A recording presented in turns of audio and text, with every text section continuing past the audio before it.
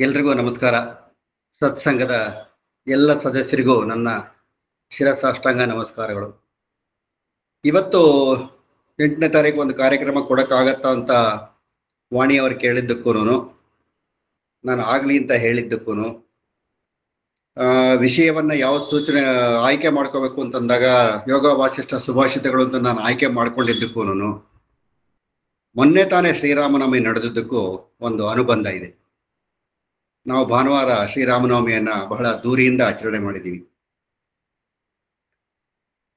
ರಾಮಾಯ ರಾಮಭದ್ರಾಯ ರಾಮಚಂದ್ರಾಯ ವೇದಸೆ ರಘುನಾಥಾಯ ನಾಥಾಯ ಸೀತಾಯ ಪತೆಯೇ ನಮಃ. ಶ್ರೀರಾಮ ರಾಮ ರಾಮೇತಿ ರವೇ ರಾಮೇ ಮನೋರಮೆ ಸಹಸ್ರನಾಮದ ಅತುಲ್ಯಂ ಶ್ರೀರಾಮನಾಮೋರಾನನೆ. ಹೀಗೆ ರಾಮನ ಗುಣಗಾನವನ್ನು ನಾವು ಮಾಡ್ತೀವಿ. ರಾಮ ಒಬ್ಬ ಆದರ್ಶ ಪುರುಷ, ಆದರ್ಶ ವ್ಯಕ್ತಿ, ಆದರ್ಶ ಅಂತೆಲ್ಲ ನಾವು ಹೇಳುವಾಗ ಅವರ ಬದುಕಿನ ಹಿನ್ನೆಲೆ ನಮಗೆ ಸ್ವಲ್ಪ ಗಮನಕ್ಕೆ ಬರುತ್ತೆ. ನಮ್ಮ ಕನ್ನಡದಲ್ಲಿ ಮತ್ತೆ ಇಂಗ್ಲಿಷ್ನಲ್ಲಿ ಕೂಡ ಒಂದು ಗಾದೆ ಮಾತಿದೆ, ನಿನ್ನ ಫ್ರೆಂಡ್ಸ್ ಎಲ್ಲ ಯಾರು ಅಂತ ಹೇಳು, ಆಮೇಲೆ ನೀನು ಯಾರು ಅಂತ ನಾನು ಹೇಳ್ತೀನಿ ಅಂತಾರೆ. ಅಂದ್ರೆ ನಾವು ಯಾವ ರೀತಿಯ ಸ್ನೇಹಿತರನ್ನ ಆಯ್ಕೆ ಮಾಡಿಕೊಂಡು ಅವರೊಂದಿಗೆ ಅನುಬಂಧ ಇಟ್ಕೊಂಡಿದೀವಿ, ಅದರ ರೀತಿಯಲ್ಲೇ ನಮ್ಮ ವ್ಯಕ್ತಿತ್ವ ನಡೀತಾ ಇರುತ್ತೆ ಹಾಗೆ ಅಂತ ಅಂದ್ಬಿಟ್ಟು. ಹಾಗೇನೇನೆ ನಮಗೆ ಎಂತೆಂತಹ ಗುರುಗಳು ಸಿಕ್ಕಿದ್ರು ನಮ್ಮ ಜೀವನದಲ್ಲಿ ಅನ್ನೋದು ಕೂಡ ಬಹಳ ಮುಖ್ಯ. ಗುರು ಬ್ರಹ್ಮ ಗುರು ವಿಷ್ಣು ಗುರುದೇವೋ ಮಹೇಶ್ವರ ಗುರು ಸಾಕ್ಷಾತ್ ಪರಬ್ರಹ್ಮ ತಸ್ಮೈ ಶ್ರೀ ಗುರವೇ ನಮಃ ಅಂತೀವಿ. ಗುರು ಬಿಟ್ರೆ ಬೇರೆ ದಾರಿ ಇಲ್ಲ ಅಂತ. ನಮಗೆ ಜೀವನದಲ್ಲಿ ಇಬ್ರು ದಾರಿ ತಪ್ಪಿಸದೇ ಇರೋರು ಅಂತಂದ್ರೆ ಒಬ್ರು ಗುರುಗಳು, ಇನ್ನೊಂದು ತಾಯಿ. ಅವರಿಬ್ರು ಯಾವಾಗ ಏನು ಹೇಳಿದ್ರು ನಮ್ಮ ಒಳ್ಳೇದಕ್ಕೆ ಹೇಳ್ತಾರೆ ಅಷ್ಟೇ ಹೊರತು ಕೆಟ್ಟದಕ್ಕಂತೂ ಖಂಡಿತ ಹೇಳೋದಿಲ್ಲ. ಇದನ್ನ ಈಗಿನ ಮಕ್ಕಳು ಅರ್ಥ ಮಾಡ್ಕೋಬೇಕಿದೆ. ಹೀಗೆ ನಮಗೆ ಈ ಗುರುಗಳ ಮಹತ್ವ ಎಷ್ಟು ಚೆನ್ನಾಗಿ ಗೊತ್ತಿದೆ ಅಂತನ್ನುವಾಗ, ಶ್ರೀರಾಮಚಂದ್ರನಿಗೆ ಒಬ್ರಲ್ಲ ಇಬ್ರಲ್ಲ 3 ಜನ ಗುರುಗಳಿದ್ರು. ಪ್ರಾರಂಭದಲ್ಲೇನೆ ಅವರು ಇನ್ನು ರಾಮ ಲಕ್ಷ್ಮಣರು ಬಿಲ್ಲು ಬಾಣ ವಿದ್ಯೆಗಳನ್ನ ಕಲಿತಾ ಇರ್ಬೇಕಾದ್ರೇನೆ ವಿಶ್ವಾಮಿತ್ರರ ಬಂದು ದಶರಥನ ಕೇಳಿಕೊಂಡು, ನಾನು ಮಾಡೋ ಯಜ್ಞಕ್ಕೆ ತೊಂದರೆ ಆಗ್ತಾ ಇದೆ, ಮಾರೀಚ ಸುಬಾಹು ಅವರೆಲ್ಲ ಬಂದು ನನಗೆ ತೊಂದರೆ ಕೊಡ್ತಾ ಇದ್ದಾರೆ, ರಾಮ ಲಕ್ಷ್ಮಣರನ್ನ ಕಳಿಸು ಅಂತ ಹೇಳಿ ಕರ್ಕೊಂಡು ಹೋಗ್ತಾರೆ. ಸೊ ಅಲ್ಲಿ ವಿಶ್ವಾಮಿತ್ರರು ಮೊದಲ ಗುರುಗಳಾಗ್ತಾರೆ ಅವ್ರಿಗೆ. ಆ ನಂತರ ವಸಿಷ್ಠರು ಯಾತಕ್ಕೆ ಬರ್ತಾರೆ ಅದಕ್ಕೆ ಒಂದು ದೊಡ್ಡ ಕಾರಣ ಇದೆ. ಅದು ವಿಶ್ವಾಮಿತ್ರರ ಯಾಗಕ್ಕೆ ಹೋಗಿ ಅವರಿಗೆ ಸಹಾಯ ಮಾಡಿ ವಾಪಸ್ ಬಂದಾದ ಮೇಲೆ ಶ್ರೀರಾಮಚಂದ್ರನಿಗೆ, ಅಯ್ಯೋ ಏನ್ ಜೀವನ ಅಂದ್ರೆ ಇಷ್ಟೇನಾ, ಇದೇ ಬಡದಾಡ್ಬೇಕು ಮಾಡ್ಬೇಕು, ಅದಕ್ಕೆ ರಾಜ ಆಗ್ಬೇಕು, ಇವರೆಲ್ಲ ಸಾಕ್ಬೇಕು ಮಾಡಬೇಕು, ಅಯ್ಯೋ ಬೇಡಪ್ಪ, ಇದು ನಾನು ಬೇರೆ ಏನಾದ್ರು ಮಾಡ್ಕೊಂಡಿರ್ತೀನಿ, ಬೇಡ ಅನ್ನೋ ತರ ವಿಮುಖತೆ ಬಂದ್ಬಿಡುತ್ತೆ. ಸೊ ಹಿರಿ ಮಗ ಅವನಿಗೆ ಪಟ್ಟಾಭಿಷೇಕ ಮಾಡ್ಬೇಕು ಅಂತಾರ ದಶರಥ ಅನ್ಕೊಳ್ತಾ ಇರೋ ಸಂದರ್ಭದಲ್ಲಿ ಇದು ಬಂದಾಗ ಏನಾಗುತ್ತೆ, ಇನ್ನೂ ಚಿಕ್ಕ ವಯಸ್ಸು ಹುಡುಗರಿಗೆ ಏನೋ ಪಾಪ ಅನ್ಕೊಂಡಿದ್ದಾರೆ ಅಂತ ಅಂದ್ಬಿಟ್ಟು ಒಬ್ಬ ಸರಿಯಾದ ಗುರುಗಳನ್ನ ಕರೆಸಿ ಅವರಿಗೆ ಉಪದೇಶ ಮಾಡಿಸಿ ಸರಿಯಾಗುತ್ತೆ. ವಸಿಷ್ಠರನ್ನ ಅರಮನೆಗೆ ಕರೆಸ್ತಾರೆ. ಅರಮನೆಗೆ ಕರೆಸ್ಬಿಟ್ಟು ಅಲ್ಲಿ ರಾಮ ಲಕ್ಷ್ಮಣ ಭರತ ಶತ್ರುಘ್ನ ಎಲ್ಲರಿಗೂ ಅವರಿಂದ ಉಪದೇಶ ಆಗತ್ತೆ. ಅದು 2ನೇ ಗುರುಗಳು. ನಾವು ನೋಡಿ, ನಮಗೆ ನಮ್ಮ ಜೀವನದ ಪ್ರತಿಯೊಂದು ಹಂತದಲ್ಲೂ ನಮಗೆ ನೋವಾದಾಗ, ಬೇಜಾರಾದಾಗ, ದಾರಿ ಕಾಣದೇ ಇದ್ದಾಗ ಗುರುಗಳ ಅವಶ್ಯಕತೆ ಇದೆ ಅಂತ ಹೇಳ್ತೀವಲ್ಲ, ಖಂಡಿತ ಸತ್ಯ ಅದು. ಶ್ರೀರಾಮಚಂದ್ರ ಅಷ್ಟು ದೊಡ್ಡ ರಾಜ ಆಗಿ ಅಷ್ಟೆಲ್ಲ ಕಷ್ಟಪಟ್ಟು ಯಾವ ಉದ್ದೇಶಕ್ಕೋಸ್ಕರ ಅವನು ನರಜನ್ಮ ತಾಳಿ ಬಂದಿದ್ನೋ, ಎಷ್ಟೆಲ್ಲ ಕಷ್ಟಪಟ್ನೋ, ಆ ಕಷ್ಟಕ್ಕೆ ಅಂತಿಮ ಮಳೆ ಪಡೆಯುವಂತ ಸಂದರ್ಭ ಬಂದಾಗ ಕೂಡ ಅವನು ಒಂದ್ ರೀತಿ ವಿಮುಖತೆ ಆಗತ್ತೆ. ರಾವಣರ ಯುದ್ಧದಲ್ಲಿ ರಾವಣ ಇಬ್ರು ಮುಖಾಮುಖಿಯಾದಾಗ ರಾವಣನ ನೋಡ್ಬಿಟ್ಟು ರಾಮನಿಗನ್ಸುತ್ತೆ, ಅಯ್ಯೋ ಇವನನ್ನು ಕೊಲ್ಬೇಕಾ ನಾನು, ವೈಕುಂಠದಲ್ಲಿ ನನಗೆ ಸದಾ 24 ಗಂಟೆ ದ್ವಾರಪಾಲಕನಾಗಿದ್ದ ನನ್ನ ಕಾಪಾಡ್ತಾ ಇವ್ರನ್ನ ನಾನು ಕೊಲ್ಬೇಕಾ ಇಲ್ಲಿ ಅನ್ನೋ ವಿಚಾರ ಬಂದು ಸ್ವಲ್ಪ ವಿಮುಖತೆ ಬಂದಾಗ ದೇವಾನ ದೇವತೆಗಳೆಲ್ಲ ಇಲ್ಲಪ್ಪ ಇವನು ಸರಿ ಹೋಗೋದಿಲ್ಲ ಅಂತ ಅಂದ್ಬಿಟ್ಟು ಅವಾಗ ಇನ್ನೊಬ್ಬರು ಗುರುಗಳನ್ನ ಕಳಿಸ್ತಾರೆ, ಅಗಸ್ತ್ಯರನ್ನು ಕಳಿಸ್ತಾರೆ. ಸೊ ಅವಾಗ ಅವನ ಜೀವನದಲ್ಲಿ 3 ಜನ ಗುರುಗಳು ಬರ್ತಾರೆ. ಅಗಸ್ತ್ಯರ ಉಪದೇಶ ಮಾಡಿದೆ ಆದಿತ್ಯ ಹೃದಯ. ಇಷ್ಟೆಲ್ಲ ಗುರುಗಳು ಅವನ ಹಿಂದೆ ಇರಬೇಕಾದ್ರೆ ರಾಮ ದಾರಿ ತಪ್ಪೋದು ಹೇಗೆ? ಬೇರೆಯವರಿಗೆ ಮನಸ್ಸಿಗೆ ನೋವು ಮಾಡೋ ತರ ಮಾತಾಡೋದು ಹೇಗೆ? ಯಾವುದು ಸಾಧ್ಯವೇ ಇಲ್ಲ. ಅದಕ್ಕೆ ಅವನು ಗುರು ಬ್ರಹ್ಮ ಗುರು ವಿಷ್ಣು ಗುರುದೇವೋ ಮಹೇಶ್ವರ ಗುರು ಸಾಕ್ಷಾತ್ ಪರಬ್ರಹ್ಮ ತಸ್ಮೈ ಶ್ರೀ ಗುರುವೇ ನಮಃ. ಗುರವೇ ಸರ್ವಲೋಕಾನಾಂ ಭಿಷಜೇ ಭವರೋಗಿನಾಂ ನಿಧಯೇ ಸರ್ವಲೋಕಾನಾಂ ದಕ್ಷಿಣಾಮೂರ್ತಿಯೇ ನಮಃ. ಇದನ್ನೆಲ್ಲ ಸಿಂಪ್ಲಿಫೈ ಮಾಡಿ ನಮಗೆ ಹೇಳಿದ್ರು, ಗುರುವಿನ ಗುಲಾಮನಾಗ ತೊರಗ ದೊರೆಯದಣ್ಣ ಮುಗುತಿ. ಈಗಿನ ಜನರೇಷನ್ ಇರುವ ಗುರುಗಳಿಂದ ಸ್ವಲ್ಪ ದೂರ ಇರ್ತಾರೆ ಅವರು. ಎಲ್ಲ ಕಂಪ್ಯೂಟರ್ ಇದೆಯಲ್ಲ, ನಮ್ ಗುರುಗಳೇ ಆಗ್ಬೇಕು ನಮಗೆ.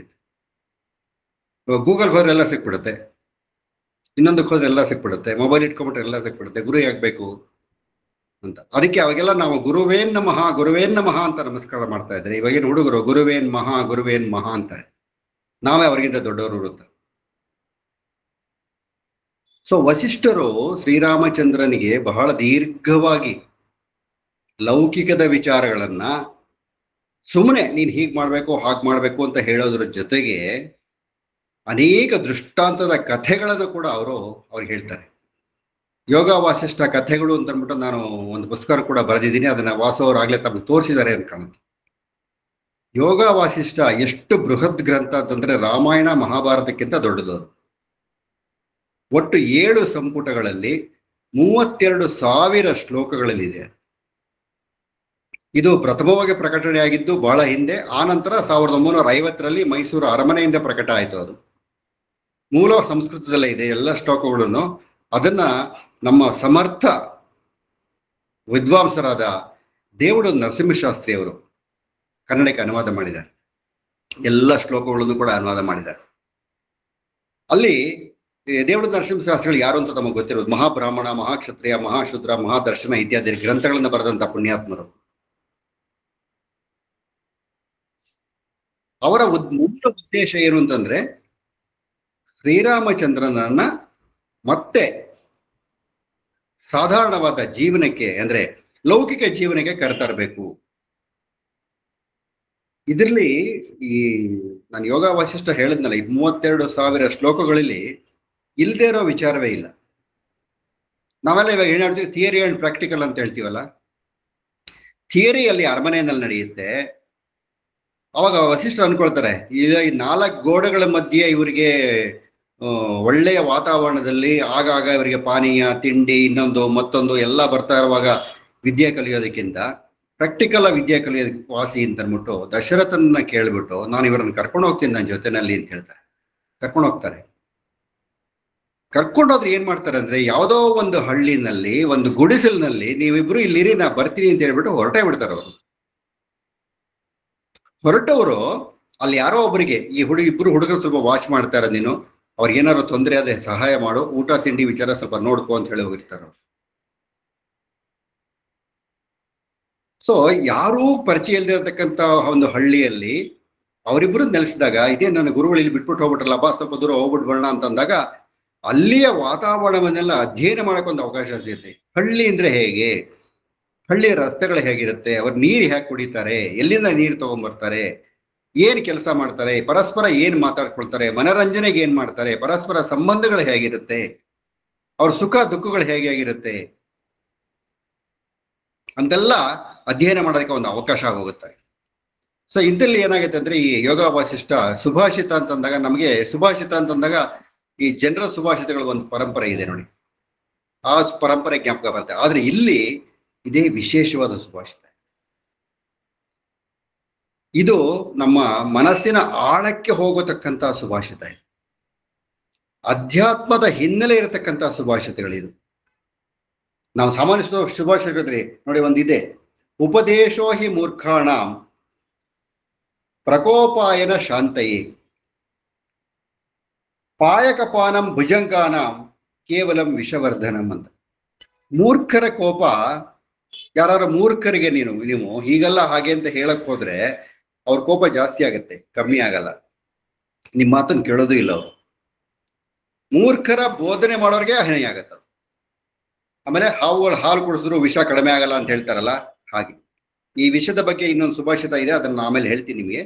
ಹಾವಿಗೆ ಹಾಲು ಎರೆದ ಹಾಗೆ ಅಂತ ಹೇಳ್ತಾರಲ್ಲ, ಆ ರೀತಿ ಅಂತ. ಈ ವಸಿಷ್ಠರು ಶ್ರೀರಾಮಚಂದ್ರನಿಗೆ ಮಾಡ್ತಕ್ಕಂಥ ಉಪದೇಶದ ಸಂಪೂರ್ಣ ಸಾರವನ್ನ ಸುಮ್ಮನೆ ಯಾವುದೋ ಒಂದು ಭಾಗದಲ್ಲಿ ಕೊಟ್ಬಿಟ್ರೆ ಸಾಮಾನ್ಯ ಓದುಗರಿಗೆ ಅದು ಗೊಂದಲ ಉಂಟು ಮಾಡಬಹುದು ಅಂತ ಅಂದ್ಬಿಟ್ಟು ಇದಕ್ಕೆ ಅಧ್ಯಾಯಗಳು, ಆಮೇಲೆ ಚಾಪ್ಟರ್ಸು ಅದೆಲ್ಲ ಮಾಡಿದ್ದಾರೆ. ಇದರಲ್ಲಿ ಎಷ್ಟು ಚಾಪ್ಟರ್ಸ್ಗಳು ತುಂಬಾ ಚೆನ್ನಾಗಿದೆ ಅಂತಂದ್ರೆ, ಶುಕ ನಿರ್ಯಾಣ, ತಾಮಸೋಪಾಖ್ಯಾನ, ಬ್ರಹ್ಮಾದಿತ್ಯ ಸಮಾಗಮ, ಲವಣಕುಮಾರನ ಕಥೆ, ಶುಕ್ರಾಚಾರ್ಯನ ಮನೋಭ್ರಮಣ, ಶಿಖಿಧ್ವಜ ಚೂಡಾಲಯರ ಕಥೆ, ಅಂದ್ರೆ ಒಂದೊಂದಕ್ಕೂ ಒಂದೊಂದು ಉದಾಹರಣೆಗಳನ್ನು ಕೊಟ್ಕೊಂಡು ಹೋಗ್ತಾರ. ಈಗ ಲವಣಕುಮಾರ ಅಂದ್ರೆ ಒಂದು ಕಥೆ ಇದೆ, ಅದು 1.5 ಗಂಟೆ ಆಗತ್ತೆ. ಶುಕ ನಿರ್ಯಾಣ, ತಾಮಸೋಪಾಖ್ಯಾನ, ಇದು ಕಥೆ ಅಂತ ಅನಿಸ್ಕೊಂಡ್ರು ಲೋಕಕ್ಕೆ ಒಂದರ ಮಾದರಿಯಾಗಿದೆ ಇದು. ಆಮೇಲೆ ಮುಖ್ಯವಾಗಿ ಬೇಕಾದದ್ದು ಅಂತ ಹೇಳ್ತಾರೆ ಆತ್ಮಜ್ಞಾನ ಅಂತ. ಒಂದು ಆಧ್ಯಾತ್ಮದ ತೀರ ತಳಹಂತಕ್ಕೆ ಹೋದ ಅಥವಾ ಆಧ್ಯಾತ್ಮದ ತುತ್ತ ತುದಿ ಮುಟ್ಟದಂತ ವಿದ್ವಾಂಸರನ್ನ ಯಾರನ್ನಾರ ಕೇಳಿದ್ರೆ ಈ ಪ್ರಪಂಚದ ಯಾವುದೇ ಸ್ಥಿತಿಯಲ್ಲೂ ಅವ್ರಿಗೆ ಆಕರ್ಷಣೆ ಇಲ್ಲ, ಆಸಕ್ತಿ ಇರೋದಿಲ್ಲ, ಇದಿರೋದಿಲ್ಲ. ಅವ್ರಿಗೆ ಗೊತ್ತು, ಯಾವತ್ತೊಂದ್ಸ ಬಿಟ್ಟು ಹೋಗ್ತೀನಿ ನಾನು ಇದನ್ನ, ಯಾವುದು ತಗೊಂಡೋಗಲ್ಲ ನಾನು, ಯಾವುದು ನಂದು ಅಲ್ಲ, ಯಾಕೆ ಅಟ್ಯಾಚ್ಮೆಂಟು. ಸೊ ಮುಖ್ಯವಾಗಿ ಬೇಕಾಗಿರೋದು ಆತ್ಮಜ್ಞಾನ. ಆತ್ಮಜ್ಞಾನ ಇಲ್ಲದೆ ಇದ್ರೆ ಏನಾಗುತ್ತೆ ಅಂತಂದ್ರೆ, ಆತ್ಮಜ್ಞಾನ ಇಲ್ಲದೆ ಇದ್ರೆ ಬಿಡಿ ಬದುಕೆ ಬೇರೆ ತರ ಆಗೋಗುತ್ತೆ. ಆತ್ಮಜ್ಞಾನ ಇದ್ರೆ ಏನಾಗತ್ತಂದ್ರೆ ನಮ್ಮಲ್ಲಿ ಉಂಟಾಗತಕ್ಕಂಥ ಆಸೆ ಎನ್ನುವ ಒಣ ಹುಲ್ಲನ್ನ ಸದಾ ಸುಡುತ್ತದೆ. ಸೊ ಆಸೆ ಇರಲೇಬಾರದು. ಸಿಂಪಲ್ ಆಗಿ ಮೊದಲೇ ಹೇಳಿದ್ರಪ್ಪ ಆಸೆ ಎದುಕಕ್ಕೆ ಕಾರಣ ಅಂತ ನಾವೆಲ್ಲ ಯಾರು ಕೇಳ್ತೀವಿ ನಾವು. ಆತ್ಮಜ್ಞಾನಿ ಬಾಹ್ಯ ಕರ್ಮಗಳಲ್ಲಿ ನಿರತನಾಗಿದ್ರೂ ಕೂಡ ಅಂತರಂಗದಲ್ಲಿ ಪ್ರಶಾಂತವಾಗಿರ್ತಾನಂತೆ. ಈಗ ಸಾಮಾನ್ಯ ಮನುಷ್ಯರು ಹೊರಳೆಲ್ಲೋ ಹೋಗ್ತಾರೆ, ವ್ಯವಹಾರಕ್ಕೆ ಏನೋ ಕೆಲಸ ಮಾಡ್ತಾರೆ, ಅಯ್ಯೋ ಅವನು ಸಿಗ್ಲಿಲ್ಲ, ಅದಾಗ್ಲಿಲ್ಲ, ಮಾಡ್ತೀನಿ ಇದ್ದ ಬರಲೇ ಇಲ್ಲ, ಕಾದು ಸಾಕಾದ ಬಿಸಿಲೆಲ್ಲ ಒಣಗೋದೇನೋ, ಒಂದು ಲೋಟ ಕಾಫಿ ಕೂಡ ಸಿಗ್ಲಿಲ್ಲ, ನೀರು ಕೂಡ ಸಿಗಲ್ಲ, ಓದ ಕಿರ್ಚ್ಕೊಂಡು ಬಂದ್ಬಿಡ್ತೀವಿ ಮನೆಗೆ ನಾವು. ಆದ್ರೆ ಬಾಹ್ಯ ಕರ್ಮಗಳಲ್ಲಿ ನಿರತನಾಗಿದ್ರೂ ಕೂಡ ಅಂತರಂಗದಲ್ಲಿ ಪ್ರಶಾಂತವಾಗಿರೋನು ಯಾರು ಅಂತಂದ್ರೆ, ಯಾರು ಆತ್ಮಜ್ಞಾನವನ್ನು ಅರಿತಿದಾನೋ ಅವನು ಅಂತ. ಈ ಯೋಗ ವಾಸಿಷ್ಠದ ಮೊದಲನೇ ಸಂಪುಟದಲ್ಲೇ ವೈರಾಗ್ಯ ಪ್ರಕರಣ ಅಂತ ಬರುತ್ತೆ. ಶ್ರೀರಾಮಚಂದ್ರ ವೈರಾಗ್ಯ ಬಂದ್ಬಿಟ್ಟಿದೆ. ಈ ತಾವರೆ ಎಲೆ ಮೇಲೆ ನೀರು ಹಂಗೆ ನಾವು ಮೀನು ನೀರಲ್ಲಿದ್ರು ನೀರು ಕುಡಿಯುತ್ತಾ ಅದು ಆಚೆ ಇದ್ದರೆ ಸತ್ತೋಗ್ಬಿಡುತ್ತೆ. ಹೀಗೆ ಲೌಕಿಕದ ಹಲವಾರು ಸಂಗತಿಗಳನ್ನ ಅವನು ಅರ್ಥ ಮಾಡ್ಕೊಂಡು ವೈರಾಗ್ಯ ಬಂದ್ಬಿಟ್ಟಾಗ ಅವರಿಗೆ ಆ ಒಂದು ವೈರಾಗ್ಯ ಪ್ರಕರಣನೇ ಅಂತ. ಅಂದ್ರೆ ವೈರಾಗ್ಯ ಅಂತಂದ್ರೆ ಎಂಥದ್ದು, ಆಮೇಲೆ ತೃಷ್ಣೆ ಅಂದ್ರೆ ಆಸೆ ಅಂತ ಎಂಥದ್ದು, ಲೋಕದ ಆಕರ್ಷಣೆಗಳು ಹೇಗೆ, ಆಮೇಲೆ ಮೋಕ್ಷ ಲಭಿಸೋದು ಹೇಗೆ, ಇದೆಲ್ಲವನ್ನು ಎಳೆಯಾಗಿ ಬಿಡಿಸಿ ಇದರ ಪರಿಣಾಮ ಏನಾಯ್ತು ಅಂತ ಒಂದು ಮಾತು ನಿಮ್ಗೆ ಹೇಳ್ಬಿಡ್ತೀನಿ ಮೊದಲೇನೆ. ಇದರ ಪರಿಣಾಮ ಏನಾಯ್ತು ಅಂತ, ವಿಶಿಷ್ಟರು ಉಪದೇಶ ಎಲ್ಲ ಮಾಡಿದ್ರು, ಅವ್ರ ವಿದ್ಯಾಭ್ಯಾಸ ಎಲ್ಲ ನಡೀತು, ರಾಮನು ಬದಲಾದ, ಲಕ್ಷ್ಮಣನ ಎಲ್ಲರೂ ಬದಲಾದ್ರು. ಒಂದು ದಿನ ಅರಮನೆಯಲ್ಲಿ ದಶರಥ ಒಂದು ಕಡೆಯಿಂದ ಇನ್ನೊಂದು ಕಡೆ ಹೋಗ್ತಾ ಬೇಕಾದ್ರೆ ರಾಮ ಎದುರುಗಡೆ ಬಂದ, ತಂದೆಯವರಿಗೆ ಶಿರಸಾಷ್ಟಾಂಗ ನಮಸ್ಕಾರ ಮಾಡ್ದ. ಅವಾಗ ದಶರಥ ಹೇಳ್ತಾನೆ, ರಾಮ ಎಲ್ಲ ಮಾತುಕತೆ ನಡೀತಾ ಇದೆ, ಸದ್ಯದಲ್ಲೇ ನಿನಗೆ ಪಟ್ಟಾಭಿಷೇಕದ ವ್ಯವಸ್ಥೆ ಮಾಡ್ತೀವಿ, ನೀನು ಅಯೋಧ್ಯೆಯ ರಾಜ, ಮುಂದಿನ ರಾಜ, ಜವಾಬ್ದಾರಿ ಸಿದ್ಧನಾಗಿರುವಂತ. ಕೈ ಮುಗಿದ್ಬಿಟ್ಟು ತಮ್ಮ ಆಜ್ಞೆ ಅಂತಾನೆ. ಅಲ್ಲಿ ಮಾತಾಡ್ತಾ ಇರೋದು ತಂದೆ ಅಲ್ಲ, ಅಯೋಧ್ಯೆಯ ರಾಜ. ಹಾಗಾಗಿ ಕೈ ಮುಗಿದ ತಂದೆಗೆ ತಮ್ಮ ಆಜ್ಞೆ ಅಂತ. ಆಯ್ತು, ಹೋದ ರಾಮ ಬೇರೆ ಕಡೆ ಹೋದ, ದಶರಥ ಬೇರೆ ಕಡೆ ಹೋದಾಗ ಈ ವಿಚಾರವನ್ನ ಇವಳು ಮಂಥರೆ ಕೇಳಿಸ್ಕೊಂಡು ಕೈಕೇಯಿಗೆ ಹೇಳಿ, ಕೈಕೇಯಿ ತಕ್ಷಣ ದಶರಥನನ್ನು ಕರೆದು, ಯಾವುದೇ ಕಾರಣಕ್ಕೂ ರಾಮನಿಗೆ ಪಟ್ಟಾಭಿಷೇಕ ಮಾಡಬಾರ್ದು, ಭರತನಿಗೆ ಪಟ್ಟಾಭಿಷೇಕ ಆಗ್ಬೇಕು, ಇಲ್ಲೇ ನಾ ಹೇಳಿದ್ನಲ್ಲ ನಿಮ್ಗೆ, ನೀವು ನಾನು ಮಾತು ಕೊಟ್ಟಿದ್ದೀರಾ ನೀವು ಅಂತೆಲ್ಲ ಶುರು ಮಾಡ್ಬಿಡ್ತಾಳ ಅವಳು. ಒಂದ್ ಸ್ವಲ್ಪ ಹೊತ್ತಾಗತ್ತೆ, ಮತ್ತೆ ದಶರಥ ಬಹಳ ಬೇಜಾರು ಮಾಡ್ಕೊಂಡು, ಅಯ್ಯೋ ಏನ್ ಮಾಡೋದಪ್ಪ ಇದನ್ನ, ತಾಪತ್ರೆ ಆಗೋಯ್ತಲ್ಲ ಅಂತ ಅನ್ಕೊಂಡು ಬೇಜಾರು ಮಾಡ್ಕೊಂಡು ಬರ್ತಾ ಇರ್ತಾನೆ. ಮತ್ತೆ ರಾಮ ಎದುರುಗಡೆ ಬರ್ತಾನೆ. ರಾಮ, ಒಂದ್ ನಿಮಿಷ ನಿಂತು, ನಾನು ನಿನಗೆ ಈ ಸ್ವಲ್ಪ ಹೊತ್ತಿಗೆ ಮುಂಚೆ ಪಟ್ಟಾಭಿಷೇಕದ ವಿಚಾರ ಹೇಳಿದ್ನಲ್ಲ ನಾನು, ಅದು ಸ್ವಲ್ಪ ವ್ಯತ್ಯಾಸ ಆಗಿದೆ, ಆಗುತ್ತೋ ಇಲ್ವೋ ಗೊತ್ತಿಲ್ಲ ನನಗೆ, ಆಸೆ ಇಟ್ಕೋಬೇಡ ನೀನು ಅಂತ ಅಂದ್ಬಿಟ್ಟು ಹೋಗ್ತಾನೆ. ಮತ್ತೆ ಕೈ ಮುಗಿದು ತಮ್ಮ ಆಜ್ಞೆ ಅಂತ. ನಾವು ನಮ್ಮಂತರ ಸಾಮಾನ್ಯರಾಗಿದ್ರೆ, ಏನಪ್ಪಾ ಸ್ವಲ್ಪ ಹೊತ್ತಿಗೆ ಮುಂಚೆ ಪಟ್ಟಾಭಿಷೇಕ ಮಾಡ್ತಿದ್ದಿ, ಈಗ ಆಗಲ್ಲ ಅಂತ ಹೇಳ್ತಾ ಇದ್ದಿ, ಏನಾಯ್ತು ನಿನಗೆ? ನಾವು ತಂದೆ ಮೇಲೆ ಗಲಾಟೆ ಮಾಡಕ್ಕೆ ಶುರು ಮಾಡ್ಬಿಡ್ತಾ ಇದ್ವಿ ನಾವು. ಹಾಗಾಗಿ ಅವನಿಗೆ ಆ ಮುದಿತ ಮಾನಸ ಅಂತ ಹೇಳ್ತಾರೆ ಶ್ರೀರಾಮಚಂದ್ರ. ಮುದಿತ ಮಾನಸರು ಯಾರು ಅಂತಂದ್ರೆ 6ಕ್ಕೆ ಏಳಲಿಲ್ಲ, ಏರ್ಲಿಲ್ಲ, 3ಕ್ಕೆ ಇಳಿಲಿಲ್ಲ ಅಂತ. ಇದರ ಬದುಕಿನ ಸಂಪೂರ್ಣ ಸಾರವನ್ನ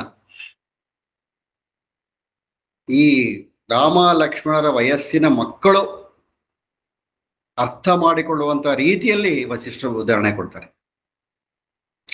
ರಾಮನಿಗೆ ಅವೆಲ್ಲ ಬೇಕಾಗಿಲ್ಲ, ಎಲ್ಲ ಗೊತ್ತಿದೆ ಅವನಿಗೆ, ಅಂತರ್ಗತವಾಗಿದೆ, ಎಲ್ಲ ಇದೆ. ಈ ಜೀವನ ಅನ್ನೋ ಈ ನಾಟಕವನ್ನು ಆಡೋದಕ್ಕೆ ಅವನು ಬಂದಿರೋದ್ರಿಂದ ಅದೆಲ್ಲ ಆಡ್ಲೇಬೇಕಾಗತ್ತ ಅವನು. ಅದಕ್ಕೆ ಅಗಸ್ತ್ಯರು ಒಂದು ಬಹಳ ಒಳ್ಳೆಯ ಮಾತನ್ನು ಹೇಳ್ತಾರೆ. ದೇವಾನ ದೇವತೆಗಳೆಲ್ಲ ಬಂದ್ಬಿಟ್ಟು ಅಗಸ್ತ್ಯರಿಗೆ ನೋಡಿ ಅವನು ಯುದ್ಧ ಮಾಡಲ್ಲ ಅಂತ ವಿಮುಖನಾಗಿ ಕೂತ್ಕೊಂಡ್ಬಿಡ್ತಾನೆ, ನೀವು ಹೋಗಿ ಸ್ವಲ್ಪ ಅವನನ್ನು ಸರಿ ಮಾಡಿ ರಾವಣನ ಜೊತೆ ಯುದ್ಧ ಮಾಡಿ ಅವನನ್ನು ಸಂಹಾರ ಮಾಡೋದಕ್ಕೆ ಹೇಳಿ ಅಂತ ಕಳಿಸಿದಾಗ ಅಗಸ್ತ್ಯರು ಒಂದು ಮಾತು ಹೇಳ್ತಾರೆ, ಲೋಕದ ಗುರುವಿಗೆ ಗುರುವಾಗುವಂತ ಸಂದರ್ಭ ನನಗೆ ಬಂದಿದೆ ಅಂತ ಭಾಗ್ಯ ನಂದು. ಭಗವಂತ ಲೋಕಕ್ಕೆ ಗುರು, ಅವನಿಗೆ ನಾನು ಗುರುವಾಗ ಈ ಸಂದರ್ಭ ಅಂತ. ಎಷ್ಟು ನನಗೆ ಜನ್ಮದ ಭಾಗ್ಯವೋ ಇದು ಹಾಗೆ ಅಂತ.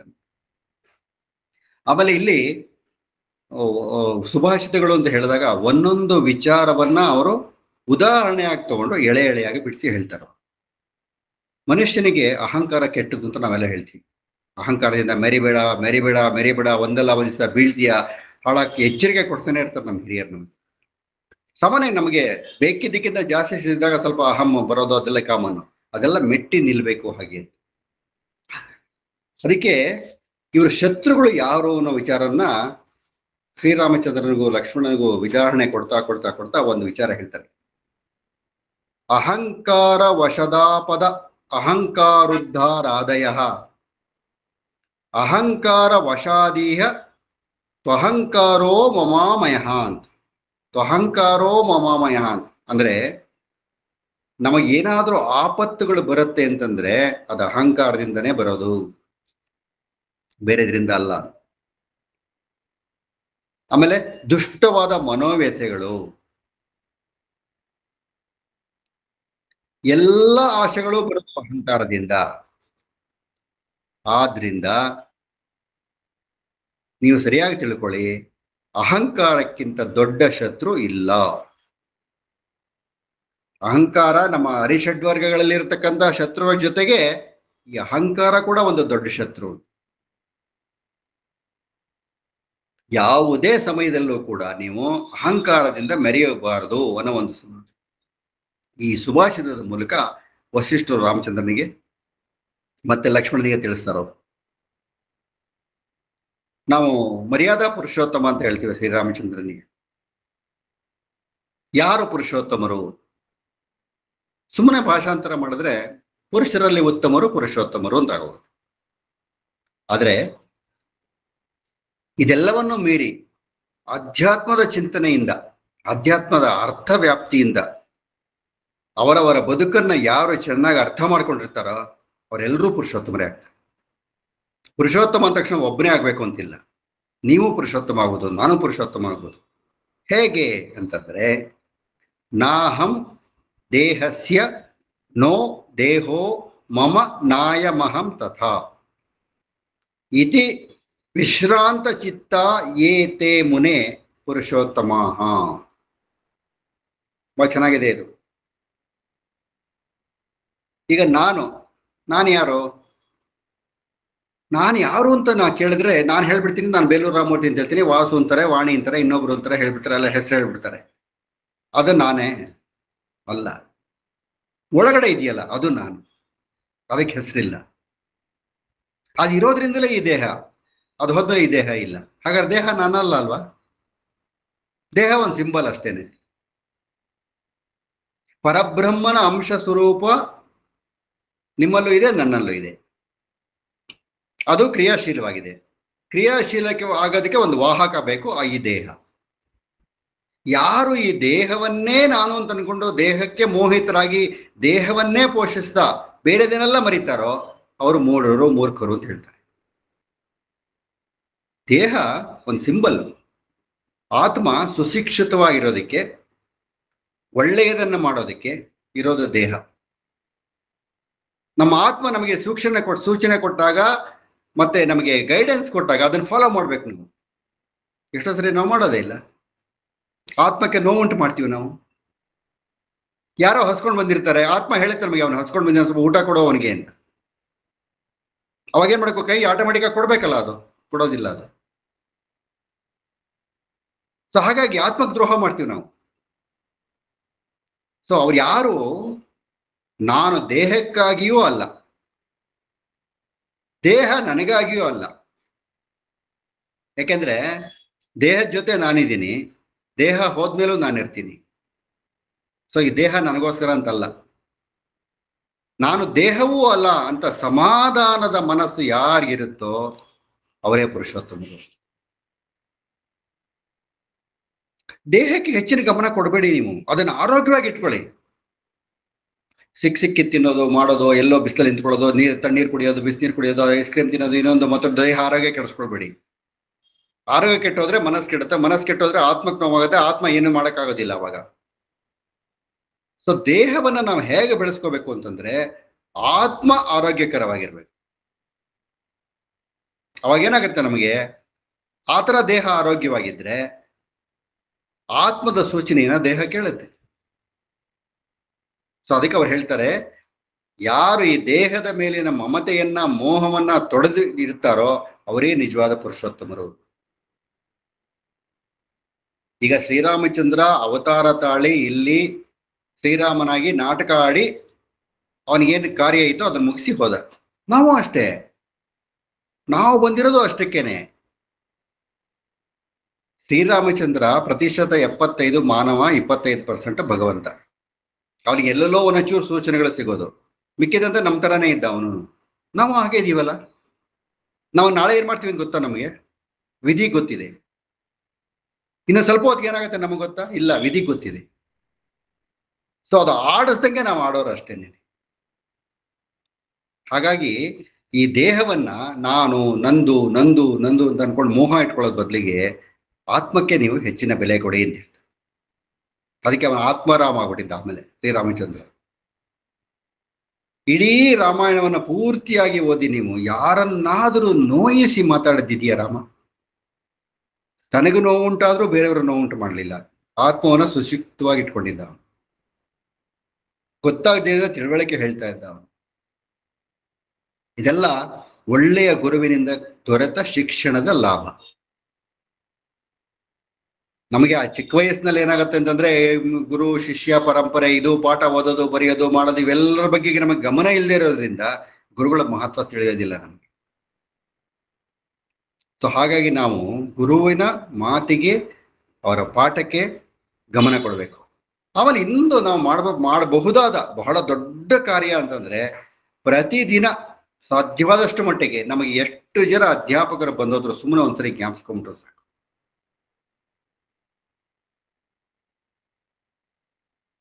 ಆಮೇಲೆ ನಾವು ಇನ್ನೊಬ್ರಿಗೆ ದಾನ ಮಾಡಬೇಕು, ಧರ್ಮ ಮಾಡಬೇಕು, ಅದು ಮಾಡ್ಬೇಕು, ಇದು ಮಾಡ್ಕೊಳ್ಳೋದೆಲ್ಲ ಇದೆ. ಅದಕ್ಕೂ ಒಂದು ರೀತಿ ಇದೆ ಅಲ್ಲ. ಎಡಗೈಲಿ ಕೊಟ್ಟಿದ್ದು ಬಲಗೈ ಗೊತ್ತಾಗಬಾರದು ಅಂತ ಕೂಡ ಹೇಳ್ತಾರೆ. ಅದಕ್ಕೊಂದು ನೀತಿ ಇದೆ ನೋಡಿ. ಯಾರಿಗೆ ದಾನ ಮಾಡಬಾರದು ಅಂತ, ಅಶಿಷ್ಯಯ ವಿರಕ್ತಾಯ ಯತ್ಕಿಂಚ ದುಪದಿಶ್ಯತೆ ತತ್ಪ್ರಯಾತ್ಯ ಪವಿತ್ರತ್ವಂ ಗೋಶೀರಂ ಶತ್ರುತಾವಿದಂ ಅಂತಂದ್ರೆ, ವಿರಕ್ತನಾಗಿರೋನಿಗೆ, ಅಂದ್ರೆ ಅವನಿಗೇನ ಆಸೆ ಗೀಸೆ ಅದು ಇದು ಇಲ್ಲ, ಈ ಜೀವನದ ಜಿಗುಪ್ಸೆ ಹತ್ತಿ ಏನೋ ಮಾಡ್ತಾ ಇದ್ದಾನೆ, ಅವನು ಬೇಕೋ ಬೇಡೋ ಒಂದು ಗೊತ್ತಿಲ್ಲ, ಅವನಿಗೆ ತಿನ್ಬೇಕೋ ಕುಡಿಬೇಕೋ ಒಂದು ಗೊತ್ತಿಲ್ಲ ಅಂತವನಿಗೆ, ಅವನು ಯಾರು ಶಿಷ್ಯನ ಅಲ್ಲದವನು ಅವನಿಗೆ ಉಪದೇಶ ಮಾಡಬಾರ್ದು ಅಂತ. ಹಾಗೆ ಮಾಡಿದ್ರೆ ಏನಾಗತ್ತಂತಂದ್ರೆ, ನಾಯಿ ತಗೊಳ್ಳ ಚೀಲದಲ್ಲಿ ಹಾಕಿದ ಹಸುವಿನ ಹಾಲಿನಂತೆ ಅಪವಿತ್ರವಾಗತ್ತೆ ಅಂತ. ಹಸುವಿನ ಹಾಲು ಎಷ್ಟು ಪವಿತ್ರ ನೋಡಿ, ಅದು ನಾಯಿ ತಗೊಳ್ಳಿ ಚೀಲದಲ್ಲಿ ಇದ್ದು ಬಿಟ್ರೆ. ಸೊ ಇದು ಏನಾಗುತ್ತೆ ಅಂತಂದ್ರೆ, ಉಪದೇಶದ ವಿಚಾರದಲ್ಲಿ ವಸಿಷ್ಠರು ತುಂಬಾ ಚೆನ್ನಾಗಿ ಹೇಳ್ತಾರೆ. ಯಾರು ನಿನ್ನನ್ನ ಬಂದು ಅವರ ಸಮಸ್ಯೆಯನ್ನು ಹೇಳಿಕೊಂಡು ನೀನು ನನಗೆ ಸಹಾಯ ಮಾಡು ಅಂತ ಕೇಳ್ತಾರೋ ಅವರಿಗೆ ಮಾತ್ರ ಉಪದೇಶ ಮಾಡು ನೀನು. ನಾನು ರಾಜ ಅಂತ ಅಂದ ತಕ್ಷಣ ಎಲ್ಲ ಸಮಸ್ಯೆನೂ ನಾನು ಬಗೆಹರಿಸ್ತೀನಿ, ಬನ್ರೋ ಅಂತ ಎಲ್ಲರನ್ನು ಕರೆದು ನಿನ್ನ ಸಮಸ್ಯೆನೂ ಹಂಗೆಲ್ಲ ಮಾಡಬಾರ್ದು. ಸಮಸ್ಯೆ ಇರೋರು ನಿನ್ನ ಹತ್ರ ಬರ್ತಾರೆ. ನಿನ್ನ ಹತ್ರ ಬಂದಾಗ ಅವ್ರಿಗೆ ಏನು ಸಮಸ್ಯೆ ಇದೆ ಅಂತ ತಿಳ್ಕೊಂಡು ನೀನು ಯಾವ ರೀತಿ ಅವರಿಗೆ ಸಹಾಯ ಮಾಡ್ಬೋದು ಅದು ಮಾಡಬೇಕು. ಆಮೇಲೆ ಹಾಗೆ ಮಾಡ್ಬೇಕಾದ್ರೂ ಯಾರು ಏನು ಎತ್ತ ಇನ್ನೆಲ್ಲ ವಿಚಾರಿಸ್ಕೋಬೇಕು. ಈಗ ದಾನ ಕೊಡೋರು ಯಾರು ಸುಮ್ಮನೆ ಕೊಡೋದಿಲ್ವಲ್ಲ. ಆಮೇಲೆ ನಾವು ಏನೋ ಒಂದು ಕೆಲಸ ಮಾಡ್ತೀವಿ, ಕೆಲಸ ಮಾಡಿದ ತಕ್ಷಣ ನಮ್ಗೆ ಇಮಿಡಿಯೇಟ್ ಆಗಿ ಅದ್ರ ರಿಸಲ್ಟ್ ಸಿಕ್ಬಿಡ್ಬೇಕು. ಇಲ್ಲದೆ ಬರ್ರಿ ಏನ್ ಕಷ್ಟಪಟ್ಟು ಬೆಳಗ್ಗೆ ಸಾಗಲ್ಲ ಒದ್ದಾಡ್ತಾನೆ, ಒಂದು ಔಟ್ಪುಟ್ ಬರಲಿಲ್ಲ ಇದ್ರೆ ಕಂಪ್ಯೂಟರ್ ಕಿತ್ ಬಿಸಾಕತ್ಲಾಗಿ ನಮಗೆ ಟೆಂಪರ್ಮೆಂಟ್ ಬಂದ್ಬಿಡುತ್ತೆ. ಅದಕ್ಕೆ ವಸಿಷ್ಠ ಏನ್ ಹೇಳ್ತಾರೆ ಅಂದ್ರೆ, ಇದು ನಾನಾಗಲೇ ಹೇಳಿದಾಗೆ ಇವೆಲ್ಲ ಆಧ್ಯಾತ್ಮದ ಅಂತರ್ಗತವಾಗಿರತಕ್ಕಂಥ ಸುಭಾಷಿತಗಳು. ಬರೀ ಲೌಕಿಕ ನಾವು ತಗೊಳ್ಳೋ ಹಾಗಿಲ್ಲ. ಆಧ್ಯಾತ್ಮಿಕ ಮೂಲಕವಾಗಿ ಈ ಸುಭಾಷಿತಗಳನ್ನ ಅರ್ಥ ಮಾಡ್ಕೋಬೇಕು. ಈಗ ಯಾವ ಕೆಲಸ ಮಾಡೋಕೋರು ಪುರುಷ ಪ್ರಯತ್ನ, ಮಾನವ ಪ್ರಯತ್ನ ಇರಲೇಬೇಕು, ಇಲ್ಲದೆ ಪ್ರಯತ್ನ ಮಾಡಿದ್ರೆ ಫಲ ಸಿಗೋದು, ಇಲ್ಲದೆ ಇಲ್ಲ ಅಂತ ಹೇಳ್ತೀವಲ್ಲ ನಾವು. ಹಾಗೆ ಅದಕ್ಕೆ ವಸಿಷ್ಠ ಹೇಳ್ತಾರೆ, ಪುರುಷಾರ್ಥಾತ್ ಫಲ ಪ್ರಾಪ್ತಿ ದೇಶ ಕಾಲ ವಾಶಾದಿಹ.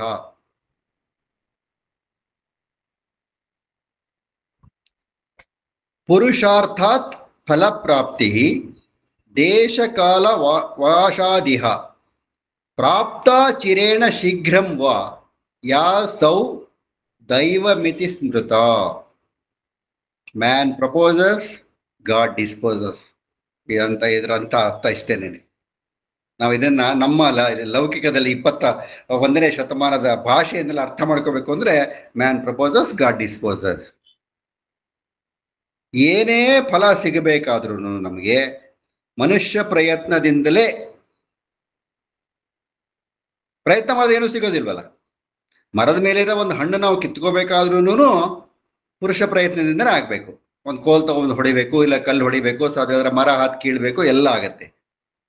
ಆದ್ರೆ ಹಾಗೆ ಕಿತ್ತಂತ ಹಣ್ಣು ನಮ್ಮ ಕೈಗೆ ಸಿಗುತ್ತಾ, ನಾವೇ ತಿಂತೀವ, ಅದು ಗೊತ್ತಿಲ್ಲ ನಮ್ಗೆ. ಅದಕ್ಕೆ ದೈವ ಬಲ ಅನ್ನೋದಿರ್ಬೇಕು ಅಂತ ಹೇಳ್ತಾರೆ, ಯೋಗ ಇರಬೇಕು ಅಂತಾರೆ, ಪ್ರಾಪ್ತಿ ಇರಬೇಕು ಅಂತ ಹೇಳ್ತಾರೆ. ಅದಕ್ಕೆ ಇವ್ರು ಹೇಳ್ತಾರೆ, ನಿನ್ನ ಕೆಲಸ ಮಾಡ್ಕೊಂಡು ಹೋಗ್ತಾ ಇರು. ಫಲ ಬೇಗ ಸಿಗ್ಲಿಲ್ವಾ, ಆಮೇಲೆ ಸಿಗುತ್ತಾ, ಇದೆಲ್ಲ ನಿನ್ನ ಯೋಚನೆ ಬರೋದು ಬೇಡ. ಅದು ಒಳ್ಳೆ ಕೆಲಸ ಮಾಡಿದ್ರೆ ಫಲ ಸಿಕ್ಕೇ ಸಿಗತ್ತೆ, ಯಾರು ತಪ್ಸಕ್ಕಾಗಲ್ಲ. ಆದ್ರೆ ಯಾವಾಗ ಸಿಗಬೇಕು ಅನ್ನೋದನ್ನ ವಿಧಿ ನಿರ್ಧಾರ ಮಾಡುತ್ತೆ. ಅದಕ್ಕೆ ದೇಶ ಕಾಲ ಇವುಗಳಿಗೆ ಅನುಗುಣವಾಗಿ ದೀರ್ಘಕಾಲದಲ್ಲಿಯೋ ಅಲ್ಪ ಕಾಲದಲ್ಲಿಯೋ ಫಲ ಸಿಕ್ಕೇ ಸಿಗುತ್ತೆ. ಹೀಗೆ ಪ್ರಾಪ್ತ ಕಾಲವು ಅಂದ್ರೆ ನಮಗೆ ಫಲ ಸಿಗುವಂತ ಪ್ರಾಪ್ತಿಯ ಕಾಲ ಹಿಂದೆ ಮುಂದಾಗೋದು ಯಾಕೆ ಅಂತಂದ್ರೆ, ಅದನ್ನೇ ದೈವ ಅಂತ ಅನ್ನೋದು ಅಂತ. ಸಿಂಪಲ್. ತುಂಬಾ ನಮ್ಮ ಮನೆಯ ಒಳಗಡೆ ಬಂದ್ಬಿಟ್ಟು ಈ ಸಮಸ್ಯೆಗೆ ಏನು ಅಂತಂದ್ರೆ, ಮನೆಯಲ್ಲಿ ಹಪ್ಪಳ ಮಾಡಿರ್ತಾರೆ. ಹಪ್ಪಳ ಬಿಸಿಲಲ್ಲಿ ಒಣಗಬಾರ್ದು, ತಣ್ಣಗಿರೋ ವಾತಾವರಣದಲ್ಲಿ ಒಣಗಬೇಕು. ಸಿಕ್ಕಾಪಟ್ಟೆ ಮಳೆ ಬಂದ್ಬಿಟ್ರೆ ಥಂಡಿ ಹಿಡ್ಕೊಂಡು ಹೋಗ್ಬಿಡುತ್ತೆ. 1 ದಿನದಲ್ಲಿ ಒಣಗೋ ಹಪ್ಪಳ 8 ದಿನದಲ್ಲಿ ಒಣಗುತ್ತೆ ಅಷ್ಟೇ. ನೀವ್ ಅನ್ಕೊಂಡಿರ್ತೀರ ಹಪ್ಪಳ ಮಾಡಿದಾಗ ಇವತ್ತು 1 ದಿನಕ್ಕೆ ಒಣಗೋಗುತ್ತಪ್ಪ, ಇದು ಸಾಯಂಕಾಲ ಹಾಕ್ಬಿಟ್ಟಾಗೋಯ್ತು, ತಣ್ಣಗೆ ಗಾಳಿ ಬೀಸ್ತಾ ಇರುತ್ತಲ್ಲ, ಒಣಗೋಗ್ಬಿಡುತ್ತೆ. ಬಿರುಗಾಳಿ ಬಂತು, ಇರುಚಿಲ್ ಬಂತು, ಏನಾಯ್ತು, ಒಟ್ಟಲ್ಲಿ 1 ದಿವಸ ಒಣಗೋದು, 8 ದಿವಸ ಒಣಗುತ್ತೋ ನಮಗ್ ಗೊತ್ತಿಲ್ಲ. ಅದು ಒಟ್ಟಲ್ಲಿ ಒಣಗತ್ತೆ. ಅದಕ್ಕೆ ನಮಗೇನದು ಪುರುಷ ಪ್ರಯತ್ನ. ಮುಂದಿನ ನಮ್ಮ ಫಲಿತಾಂಶದಲ್ಲಿ ಭರವಸೆ. ಅದು ಮೂಲತಃ ಎಲ್ಲ ಮನುಷ್ಯರಿಗೂ ಬಹಳ, ನಾನು ಒಳ್ಳೆಯ ಕೆಲಸ ಮಾಡಿರೋದ್ರಿಂದ ಒಳ್ಳೆಯ ಫಲಿತಾಂಶ ಬಂದೇ ಬರುತ್ತೆ ಅನ್ನೋ ಒಂದು ನಂಬಿಕೆ ಇಟ್ಕೊ. ಮತ್ತೆ ವಸಿಷ್ಠ ಹೇಳುತ್ತರ ಎಷ್ಟೋ ಸರಿ ಬರದೇ ಹೋಗ್ಬೋದು, ಅದಕ್ಕೆ ದೈವ. ನೀನೇನೋ ಮಾಡಿರ್ತೀಯ ಹಿಂದೆ, ಬರಲ್ಲ ಅದಕ್ಕೆ. ಇವಾಗ ನಿನ್ನ ಕರ್ಮ ಏನಪ್ಪಾ ಅಂತಂದ್ರೆ, ಎಷ್ಟಕ್ಕೆ ಕರ್ಮ ಲಿಮಿಟೇಷನ್ಸ್ ಆಗಿದೆ ಅಂತಂದ್ರೆ, ನೀನು ಕರ್ಮ ಮಾಡೋದಕ್ಕಷ್ಟೇನೇನೆ, ಫಲಿತಾಂಶಕ್ಕಲ್ಲ. ನಿನ್ ಕರ್ಮ ಅಲ್ಲಿಗೆ ಲಿಮಿಟ್ ಕೊನೆಗೆ ಬಂದು ನಿಂತ್ಕೊಂಡ್ಬಿಡುತ್ತದು. ಮನೆಯಲ್ಲೇ ಸಂತರ್ಪಣೆ ಒಳ್ಳೆ ಅಡಿಗೆ ಎಲ್ಲ ಮಾಡಿಟ್ಟಿರ್ತೀವಿ, ಊಟ ಮಾಡ ಫಸ್ಟ್ ಎಷ್ಟು ಜನ ಇದೀವಿ ಮನೇಲಿ, 8 ಜನ, 8 ಜನ ಬೇಕಾಗುವಷ್ಟು ಮಾಡಿರ್ತೀವಿ. ಇನ್ನೇನು ಊಟ ಕೂತ್ಕೋಬೇಕು, 4 ಜನ ಎಕ್ಸ್ಟ್ರಾ ಬರ್ತಾರೆ, ಊಟ ಮಾಡ್ತಾರೆ ಇನ್ನಿಬ್ರು ಎಕ್ಸ್ಟ್ರಾ ಬರ್ತಾರೆ, ಅಡುಗೆ ಮಾಡಿದವ್ರಿಗೆ ಏನೂ ಇಲ್ಲ ಅಲ್ಲಿ. ಅದೇ ಪ್ರಾಪ್ತಿ. ಬೇಜಾರು ಮಾಡ್ಕೋಬಾರ್ದು ಅವಾಗ. ಮಾಡಿ ನೀಡಿದ್ವಲ್ಲ ಅದೇ ಸಂತೃಪ್ತಿ. ಮಾಡಿದ ಒಳ್ಳೆ ಕೆಲಸ ಸಾರ್ಥಕವಾಯ್ತಲ್ಲ, ಸಂತೃಪ್ತಿ. ನಮ್ಮಲ್ಲಿ ವಿದ್ಯೆ ಕಲಿಯೋಕ್ಕೆ ಸಾಕಷ್ಟು ಅವಕಾಶ ಇದೆ. ವಿದ್ಯೆ ಕಲಿತರೆ ನಿಗರ್ವಿಯಾಗಿರ್ಬೇಕು. ಅದಕ್ಕೆ ಸರ್ವಜ್ಞ ಹೇಳ್ತೇನೆ ನಾನು, ಸರ್ವಜ್ಞನೆಂಬೋರು ಸರ್ವರಿಂದಾದವನೇ, ಎಲ್ಲರೊಳ ಒಂದೊಂದು ವಿದ್ಯೆಯ ಕಲಿತು ವಿದ್ಯೆಯ ಪರ್ವತವೇ ಆದ ಸರ್ವಜ್ಞ. ಸೊ ನಾವು ಎಲ್ಲರಿಂದನೂ ಕಲಿಯೋದಿರುತ್ತೆ. ನಾವು ಕಲ್ತಿದ್ದೇ ಫೈನಲ್ ಅಲ್ಲ, ಅಷ್ಟೇ ಅಲ್ಲ, ಕಲ್ತಿದ್ದೀವಿ ಅಂತಂದ್ಬಿಟ್ಟು ನಾವು ಬೇಕಾಬಿಟ್ಟಿ ಎಲ್ಲ ಹೇಳಕ್ ಹೋದ್ರೆ ತಪ್ಪಾಗತ್ತೆ. ಕಲಿ. ನೀವು ಕೊಡದಲ್ಲಿ ಎಷ್ಟು ಬೇಕಾದ್ರೂ ನೀರು ತುಂಬ್ಕೊಳ್ಳಿ, ಕೊಡ ಭರ್ತಿ ಆಗೋ ತನಕ. ಆದ್ರೆ ಸಿಕ್ಕಿದ ಕಡೆ ಚೆಲ್ತಾ ಹೋಗ್ಬೇಡಿ. ಅದನ್ನ ಕೊಡದಲ್ಲಿ ಇರ್ಲಿ, ಅವಶ್ಯಕತೆ ಬರೋ ಜನ ನಿಮ್ಮ ಹತ್ರ ಬರ್ತಾರೆ, ನನಗೆ ಕೊಡಿ ಅಂತ ಕೇಳ್ತಾರೆ, ಅವಾಗ ಕೊಡೋರಂತೆ. ಅದಕ್ಕೆ ಈ ಒಂದು ಶ್ಲೋಕ ತುಂಬಾ ಚೆನ್ನಾಗಿದೆ ನೋಡಿ. ಪೂರ್ವಾಪರ ಸಮಾಧಾನ ಕ್ಷಮಬುದ್ಧಾವ ನಿಂದತೆ. ಪೂರ್ವಾಪರ ಸಮಾಧಾನ ಕ್ಷಮಬುದ್ಧಾವ ನಿಂದತೆ. ಪುಷ್ಪಂ ಪ್ರಾಜ್ಞೇನ ವಕ್ತವ್ಯಂ ನಾಧಮೇ ಪಶುಧರ್ಮಿಣೆ. ಅಂದ್ರೆ ಪ್ರಾಜ್ಞನಾದವನು ಪಶುಧರ್ಮವುಳ್ಳ ಅಧಮನಿಗೆ ಏನೂ ಹೇಳಬಾರದು. ಇಲ್ಲಿ ಪಶುಧರ್ಮ ಉಳ್ಳವನು ಮತ್ತು ಅಧಮ ಅಂತ ನಾವು ವಿಂಗಡಣೆ ಮಾಡೋದು ಬೇಡ. ಯಾಕಂದ್ರೆ ಒಬ್ಬರ ಮಟ್ಟಕ್ಕೆ ಇನ್ನೊಬ್ರು ಅಧ್ಯಯನ ಮಾಡಿಲ್ಲ, ಪಾಂಡಿತ್ಯ ಗಳಿಸ್ಕೊಂಡಿಲ್ಲ. ಓಕೆ, ಡಿಫರೆನ್ಸ್ ತುಂಬಾ ಇದೆ. ಸೊ ಹಾಗಿರುವಾಗ ನಾವು ಅವರಿಗೆ ಏನೋ ಹೇಳಕ್ ಹೋಗಕ್ಕಾಗತ್ತೆ, ಅವ್ರಿಗೆ ಅರ್ಥನೂ ಆಗೋದಿಲ್ಲ ಅದು. ಈಗ ಆರ್ಟ್ಸ್ ಸ್ಟೂಡೆಂಟ್ಸ್ಗೆ ಸೈನ್ಸ್ನೋ ಅಥವಾ ಮೆಡಿಕಲ್ನೋ ಹೇಳಕ್ ಅವ್ರು ಏನು ಅರ್ಥ ಆಗತ್ತೆ ಅವನಿಗೆ? ಸೊ ಇವನು ಪ್ರಾಜ್ಞೆ, ಅವನ ಅಧಮಾನಕ್ಕಾಗತ್ತೆ, ಅಜ್ಞಾನಿನಕ್ಕಾಗತ್ತೆ? ಇಲ್ಲ, ಆರ್ಟ್ಸ್ ಅಲ್ಲಿ ಅವನ್ ಜ್ಞಾನಿ, ಇವನ್ ಸೈನ್ಸ್ ಅಲ್ಲಿ ಜ್ಞಾನಿ, ಅವನ್ ಮೆಡಿಕಲ್ ಅಲ್ಲಿ ಜ್ಞಾನಿ. ಸೊ ನಾವು ಅವ್ರು ಉಪದೇಶ ಮಾಡಕ್ ಹೋಗ್ಬಾರ್ದು. ಆಮೇಲೆ ಪೂರ್ವಾಪರ ಸಮಾಧಾನಗಳನ್ನ ವಿಮರ್ಶಿಸಿ ಅದನ್ನು ನೋಡಬಲ್ಲ ಬುದ್ಧಿಯೂ ಅನಿಂದಿತವಾದ ಆಚರಣೆಯೂ ಉಳ್ಳವನು ಕೇಳಿದರೆ ಮಾತ್ರ ಹೇಳಬೇಕು. ಈಗ ಸೈನ್ಸ್ ತಗೋಬೇಕು ಅಂತ ಇರ್ತಾರೆ ಸೈನ್ಸ್ ಸ್ಟೂಡೆಂಟ್, ಆರ್ಟ್ಸ್ ತಗೊಂಡ್ಬಿಡ್ತಾನೆ. ಬಟ್ ಸೈನ್ಸ್ ಜ್ಞಾನ ಬಹಳ ಇರುತ್ತೆ, ಕಾಮನ್ ಸೆನ್ಸ್ ತುಂಬಾ ಇರ್ತದೆ ಸೈನ್ಸ್ ಬಗ್ಗೆ. ಸೊ ಅವನೇನ್ ಮಾಡ್ತಾನೆ, ಅವಾಗ ಕ್ಯೂರಿಯಾಸಿಟಿಯಿಂದ ಕೇಳ್ತಾನೆ, ಸೈನ್ಸ್ ಬಗ್ಗೆ ಏನೋ ಕೇಳ್ತಾನೆ, ಇದು ಹೇಗೋ ಅದು. ಸೊ ಅವನೊಂದಿಷ್ಟು ಏನೋ ಹೇಳ್ತಾನೆ, ಇವ್ರಿಗೇನೋ ಸ್ವಲ್ಪ ಗೊತ್ತಿದ್ದಿಲ್ಲ ಸೈನ್ಸ್ ಬಗ್ಗೆ ಅಂತ ಅಂದಾಗ ಅವನು ಎಕ್ಸ್ಪ್ಲೈನ್ ಮಾಡ್ಬೋದು ಅವನು.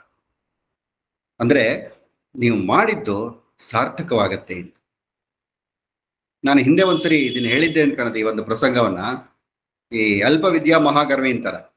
ನಾವೆಲ್ಲ ಪಂಡಿತರಾಗಿರ್ಬೋದು, ಎಲ್ಲ ಗೊತ್ತಿರ್ಬೋದು ನಮಗೆ, ಅದನ್ನ ಎಲ್ಲ ಕಡೆ ತೋರ್ಸ್ಕೊಂಡು ಹೋಗಕ್ಕಾಗತ್ತೆ? ಅಥವಾ ಗೊತ್ತಿಲ್ಲದೆ ಇರೋರು ಬಂದೆ ನಾವು ನಮ್ಮನ್ನ ಶ್ರೇಷ್ಠರು ಅಂತ ಬಿಂಬಿಸ್ಕೊಳಕ್ಕಾಗತ್ತೆ? ಖಂಡಿತ ಇಲ್ಲ. ಯಾರೋ ಒಬ್ರು ಹರಿಕತೆ ದಾಸರು ಯಾವುದೋ ಒಂದು ಊರಿಗೆ ಹೋಗಿದ್ರು. ಆಗಿನ ಕಾಲದೆಲ್ಲ ಬಹಳ ಕಷ್ಟ ಅಲ್ಲ, ಓಡಾಡೋದು ಮಾಡೋದೆಲ್ಲ ಬಹಳ ಕಷ್ಟ ಇರೋದು. ಸೊ ಒಂದು ಊರಿಂದ ಇನ್ನೊಂದು ಊರಿಗೆ ಹೋಗ್ಬೇಕಾದ್ರೆ ಒಂದು ಕೆರೆ ದಾಟಬೇಕಾಗಿತ್ತು. ಸೊ ಅದಕ್ಕೆ ತೆಪ್ಪಗಳಿರೋದು, ಅವಾಗ ದೋಣಿನೋ ತೆಪ್ಪನೋ ಏನೋ ಇರೋದು ಬರೋದು. ಒಂದ್ ದಿವಸ ಬಂದ್ರು, ಹರಿಕತೆ ಆಯ್ತು, ಇನ್ನೇನು ಹೊರಡ್ಬೇಕು. ಸ್ವಾಮಿ, ನಮ್ಮೂರಲ್ಲಿ ಒಂದು ದೇವಸ್ಥಾನ ಇದೆ, ಬನ್ನಿ ನೀವು ನೋಡ್ಕೊಂಡು ಹೋಗಿ, ನಿಮ್ಗೊಂದು ಗೌರವ ಕೊಡ್ತೀವಿ. ದೇವಸ್ಥಾನಕ್ಕೆ ಹೋದ್ರು, ಅಲ್ಲೆಲ್ಲ ಆಯ್ತು. ಅದಾದ್ಮೇಲೆ ವಾಪಸ್ ಹೊರಟ್ರು. ಕತ್ಲೆ ಆಗ್ಬಿಡಿ ಶುರು ಆಯ್ತು. ಕತ್ಲೆಗೆ ಮುಂಚೆ ಹೊರಟೋಗ್ಬೇಕಲ್ಲ, ಇವಾಗಿನ ಥರ ಬೆಳಕುಗಳು ಇರ್ಲಿಲ್ಲ, ಲೈಟ್ಗಳೆಲ್ಲ ಇರ್ಲಿಲ್ಲಲ್ಲ, ಬೇಗ ಹೋಗ್ಬೇಕು. ಹೊರಟ್ರು, ತೆಪ್ಪ ಸಿಗುತ್ತಲ್ಲ ಗೊತ್ತಿಲ್ವಲ್ಲ, ಏನ್ ಮಾಡೋದು ಹಾಗೆ ಅಂತ ಕರ್ಕೊಂಡು ಹೋದ್ರೆ ಆಲ್ಮೋಸ್ಟ್ ಕತ್ಲೆ ಆಗಿತ್ತು. ಒಂದ್ ತೆಪ್ಪ ಇತ್ತು ಅಲ್ಲಿ. ಒಬ್ಬನ ಇದ್ದ, ತೆಪ್ಪ ನೋಡ್ಸೋನ ಇದ್ದ. ಏನಪ್ಪಾ, ನನ್ನ ಆ ಕಡೆ ದಡಕ್ ಬಿಡ್ತೀಯ ನಿನ್ನ? ಬನ್ನಿ ಸ್ವಾಮಿ ಹೋಗೋಣಂತೆ. ಮಳೆ ಬರೋ ಹಾಗಿದೆಯಲ್ಲಪ್ಪ. ಇಲ್ಲ ಬನ್ನಿ, ಕರ್ಕೊಂಡು ಹೋಗ್ತೀನಿ ಬನ್ನಿ. ಕೂತ್ಕೊಂಡ್ರು. ಒಂದು 15 ನಿಮಿಷದ ಪ್ರಯಾಣ ಇರ್ಬೋದು ಅಂತ ಕಾಣುತ್ತೆ. ಈ ಪಂಡಿತರು ಎಲ್ಲ ತಿಳ್ಕೊಂಡಿದ್ದಾರೆ, ಎಲ್ಲ ಗೊತ್ತು, ಮಾತಾಡೋ ಚಟ. ಮಾತು ಯಾರು ಬೇಕಲ್ಲ, ಇಷ್ಟೊತ್ತು ಮಾತಾಡಿದ್ದಾರೆ, ಇನ್ನೂ ಮಾತಾಡಕ್ ಬೇಕು ಅವ್ರಿಗೆ. ಅವನನ್ನು ಕೇಳೋದು, ಏನಪ್ಪ ನಿನ್ನ ಹೆಸರು? ಗೋವಿಂದ ಸ್ವಾಮಿ ಅಂತ. ಇದೇ ಕೆಲಸ ನನ್ನಿಂದು? ಸ್ವಾಮಿ ಇದೇ ಕೆಲಸ. ಮನೆಯಲ್ಲಿ ಅಲ್ಲೇ ಪಕ್ಕದಲ್ಲಿ ಗುಡಿಸಲು ಮಾಡ್ಕೊಂಡಿದ್ದೀನಿ. ನಿನಗೆ ಇದು ರಾಮಾಯಣ ಗೊತ್ತಾ? ರಾಮ ಸೀತೆ ಲಕ್ಷ್ಮಣ? ಇಲ್ಲ ಬುದ್ಧಿ, ನಮ್ಗೆ ಅವ್ರು ಯಾವುದು ಗೊತ್ತಿಲ್ಲ. ಅಯ್ಯೋ ಏನಯ್ಯ, ರಾಮಾಯಣ ಗೊತ್ತಿಲ್ಲ ಅಂತೀಯ ನೀನು? ನಿನ್ನ ಅರ್ಧ ಜೀವನನೇ ಹಾಳಾಗೋಯ್ತಲ್ಲಯ್ಯ ಅಂದ್ರು. ಅವನಿಗೇನು ಅನ್ನಿಸ್ಲಿಲ್ಲ. ರಾಮಾಯಣ ಗೊತ್ತಿಲ್ಲದ ನನ್ನ ಜೀವನ ಹಾಳಾಯ್ತು ಅಂತ ಅವನಿಗೇನು ಅನ್ನಿಸ್ಲಿಲ್ಲ. ತಪ್ಪ ನಡ್ಸ್ಕೊಂಡು ಹೋಗ್ತಾ ಇದ್ದ ಅವನು. ಸ್ವಲ್ಪ ಬಿರುಗಾಳಿ ಬಂತು, ಒಂದಿಷ್ಟು 4 ಹನಿ ಬಿತ್ತು. ಗುಡುಗು ಮಿಂಚು ಬರ್ತಾ ಇತ್ತು. ಬೇಗ ಹೋಗುವ, ಮಳೆ ಬಂದ್ಬಿಡುತ್ತೆ ತೆಪ್ಪ ನಡೀತಾ ಇತ್ತು. ಮತ್ತೆ ಬಾಬಿಟ್ರು ಇವರು, ಹೋಗ್ಲಿ ನಿನಗೆ ಮಹಾಭಾರತ, ಭಗವದ್ಗೀತೆ ಇದೆಲ್ಲ ಗೊತ್ತಾ? ಇಲ್ಲ ಸ್ವಾಮಿ, ನಮ್ಗ ಅವೆಲ್ಲ ಏನ್ ಗೊತ್ತಾ, ನಮ್ಗೆಲ್ಲ ಬರೀ ಕೆಲಸ ಮಾಡ್ಕೊಂಡಿದೀವಿ ಅಷ್ಟೇ ನೀನಿ. ಅಯ್ಯೋ, ನಿನ್ ಮುಕ್ಕಾಲ್ ಜೀವನನ ಹಾಳಾಗೋಯ್ತಲ್ಲಯ್ಯ. ಮಳೆ ಜೋರಾಗೋಯ್ತು, ಗುಡುಗು ಸಿಡ್ಲು ಆರ್ಭಟ ಶುರು ಆಗೋಯ್ತು, ತೆಪ್ಪ ಹಿಂಗಿಂಗ್ ಆಡಕ್ ಶುರು ಆಗೋಯ್ತು ಅದು. ಅವಾಗ ಅವನ್ ಕೇಳ್ದ, ಸ್ವಾಮಿ ನಿಮ್ಗೆ ಈಜೊಡೆಯಕ್ ಬರತ್ತಾ? ನನಗ ಇಲ್ಲಪ್ಪ, ನಿಮ್ದು ಪೂರ್ತಿ ಜೀವನನೇ ಹಾಳಾಗೋಯ್ತು ಬಿಡಿ ಅಂತ ಅವನು ನೀರಿಗೆ ಇಳಿದು ಈಜ್ಕೊಂಡು ಹೋದ. ಇವ್ರು ಮುಳುಗೋದು. ಇಲ್ಲಿ ಎರಡು ತರಹದ ಒಂದು ದ್ವಂದ್ವ ಕ್ರಿಯೇಟ್ ಆಗಿದೆ. ಒಂದು ಎಲ್ಲ ನನಗೆ ಗೊತ್ತು ಅಂತ ಒಂದು ಅಹಂ, ಇನ್ನೊಬ್ಬರಿಗೆ ಅವನೇನು ಗೊತ್ತಿಲ್ವಲ್ಲ ಅಂತ ಅವನನ್ನ ಚುಡಾಯಿಸೋದು ಹಾಗೆ ಅಂತ. ಆಮೇಲೆ ಯಾರು ಕೇಳ್ತಾರೋ, ಯಾರಿಗೆ ಕೇಳೋದ್ರಲ್ಲಿ ಆಸಕ್ತಿ ಇದೆಯೋ ಅಂಥವ್ರಿಗೆ ಹೇಳಿದ್ರೆ ಹೇಳೋರ್ಗೂ ತೃಪ್ತಿ, ಕೇಳೋರ್ಗೂ ತೃಪ್ತಿ ಇತ್ತು. ಅದಕ್ಕೆ ಆಸಕ್ತರಿಗೆ ಬಂದು ಕೂತ್ಕೊಂಡಿದ್ದಾಗ ಹರಿಕಥೆದಾಸರಾಗ್ಲಿ, ಉಪನ್ಯಾಸ ಮಾಡೋರಾಗ್ಲಿ ಮಾತಾಡ್ತಾ ಇದ್ರೆ ಹೆಚ್ಚಿನ ವಿಸ್ತಾರವಾಗತ್ತೆ ಮಾತುಗಾರಿಕೆ. ಉದಾಹರಣೆಗಳು ತಾವೇ ಬಂದು ಸೇರ್ಕೊಳ್ತಾ ಇರತ್ತೆ, ಕ್ಯೂನಿಗೆ ಬಂದು ಸೇರ್ಕೊಳ್ತಾ ಇರತ್ತೆ ಉದಾಹರಣೆಗಳು. ಇದನ್ನ ಈ ಗುರು ಶಿಷ್ಯ ಸಂವಾದದಲ್ಲಿ ಹೇಗಿರುತ್ತೆ ಅಂತಂದ್ರೆ, ಗುರುಗಳು ಪಾಠ ಮಾಡ್ತಾ ಇರ್ತಾರೆ, ಶಿಷ್ಯರು ಕೇಳಿಸ್ಕೊಳ್ತಾ ಇರ್ತಾರೆ. ಸೊ ಶಿಷ್ಯರು ಗುರುಗಳು ಹೇಳಿದ ಪಾಠದಲ್ಲಿ ಸರಿಯಾಗಿ ಕೇಳಿಸ್ಕೊಳ್ತಾ ಇದಾರೋ ಇಲ್ವೋ ಅನ್ನೋದು ಗುರುಗಳಿಗೆ ಗೊತ್ತಾಗಬೇಕಾದ್ರೆ ಹೇಗೆ ಅಂದ್ರೆ, ಈಗಿನ ಕಾಲದಲ್ಲಿ ಏನ್ ಮಾಡ್ತಾರೆ ಅಂತಂದ್ರೆ ನಾ ಇಷ್ಟೊತ್ತು ಏನ್ ಹೇಳಿದೆ ಅದ್ ಹೇಳು, ಆ ಪಾಠದ ಹೇಳು, ಈ ಪಾಠದ ಎಲ್ಲ ಕೇಳ್ತಾರೆ. ಸೊ ಆಗಿನ ಕಾಲದಲ್ಲಿ ಏನ್ ಮಾಡ್ತಾ ಇದ್ರು, ಒಂದು ಸ್ವಲ್ಪ ದಿನ ಉಪದೇಶ ಆದ್ಮೇಲೆ ವಸಿಷ್ಠರು ರಾಮನ್ನ ನೋಡಿ ಅವರ ಅರ್ಥ ಮಾಡ್ಕೊಂಡಿದ್ದು ಹೇಗೆ ಅಂತಂದ್ರೆ ಅದನ್ನೇ ಚೆನ್ನಾಗಿ ಹೇಳ್ತಾರೋ. ಪರಿಪೂರ್ಣ ಮನಾ ಮಾನ್ಯ ಪ್ರಷ್ಟುಂ ಜಾನಾಪಿ ರಾಘವ. ಪರಿಪೂರ್ಣ ಮನಾ ಮಾನ್ಯ ಪ್ರಷ್ಟುಂ ಜಾನಾಪಿ ರಾಘವ.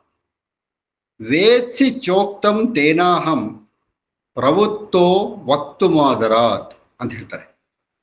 ಅಂದ್ರೆ, ಎಲೆ ರಾಮನೇ, ನೀನು ತುಂಬು ಮನಸ್ಸಿನವನು. ಅಂದ್ರೆ ತುಂಬು ಮನಸ್ಸಿನವನು ಅಂತಂದ್ರೆ ಗುರುಗಳ ಮುಂದೆ ಪಾಠಕ್ಕೆ ಕೂತಾಗ ಏಕಾಗ್ರ ಚಿತ್ತನಾಗಿ ಕೂತಿರ್ತೀಯ. ಆ ಕಡೆ ಈ ಕಡೆ ಗಮನ ಕೊಡೋದಿಲ್ಲ, ಯಾರು ಕೂಗಿದ್ರು ತಿರುಗಿ ನೋಡೋದಿಲ್ಲ. ಆಮೇಲೆ ಏನು ಕೇಳಬೇಕು ಅಂತ ನಿನಗೆ ಚೆನ್ನಾಗಿ ಗೊತ್ತಿದೆ.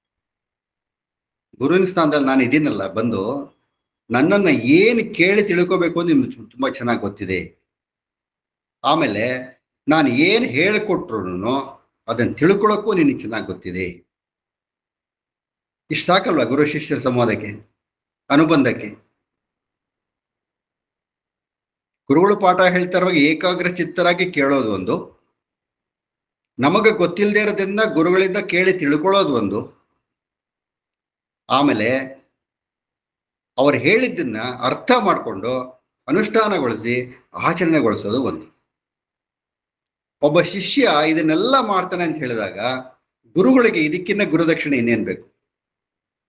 ಸೊ ಪಾಠವನ್ನ ಇನ್ನೂ ಸ್ವಲ್ಪ ಚೆನ್ನಾಗಿ ಮಾಡ್ತಾರೆ. ಹಾಗೆ ಈ ಗುರು ಶಿಷ್ಯ ಸಂಬಂಧದಲ್ಲಿ ವಸಿಷ್ಠರು ಶ್ರೀರಾಮಚಂದ್ರನಿಗೆ ಎಳೆಯಾಗಿ ಅಂತ ಹೇಳ್ತೀವಲ್ಲ ನಾವು, ಈಗ ಗುರುಗಳು ಪಾಠ ಮಾಡ್ತಾ ಇರುವಾಗ ಶಿಷ್ಯರಿಗೆ ಅನುಮಾನ ಬಂದು ಅನುಮಾನ ಕೇಳ್ತಾರೆ, ಪರಿಹರಿಸ್ಕೊಂಡು ಹೋಗ್ತಾರೆ. ಅನುಮಾನವೇ ಬರೋದು ಹಾಗೆ ಪಾಠ ಮಾಡೋದು ಇನ್ನೊಂದು ರೀತಿ. ಅದಕ್ಕೆ ಎಷ್ಟೋ ಜನ ಹೇಳ್ತಾರೆ, ಶಿಷ್ಯರು ಗುರುಗಳ ಚಿತ್ತಾಪಹಾರಕರಾಗಿರ್ಬೇಕು ಅಂತ.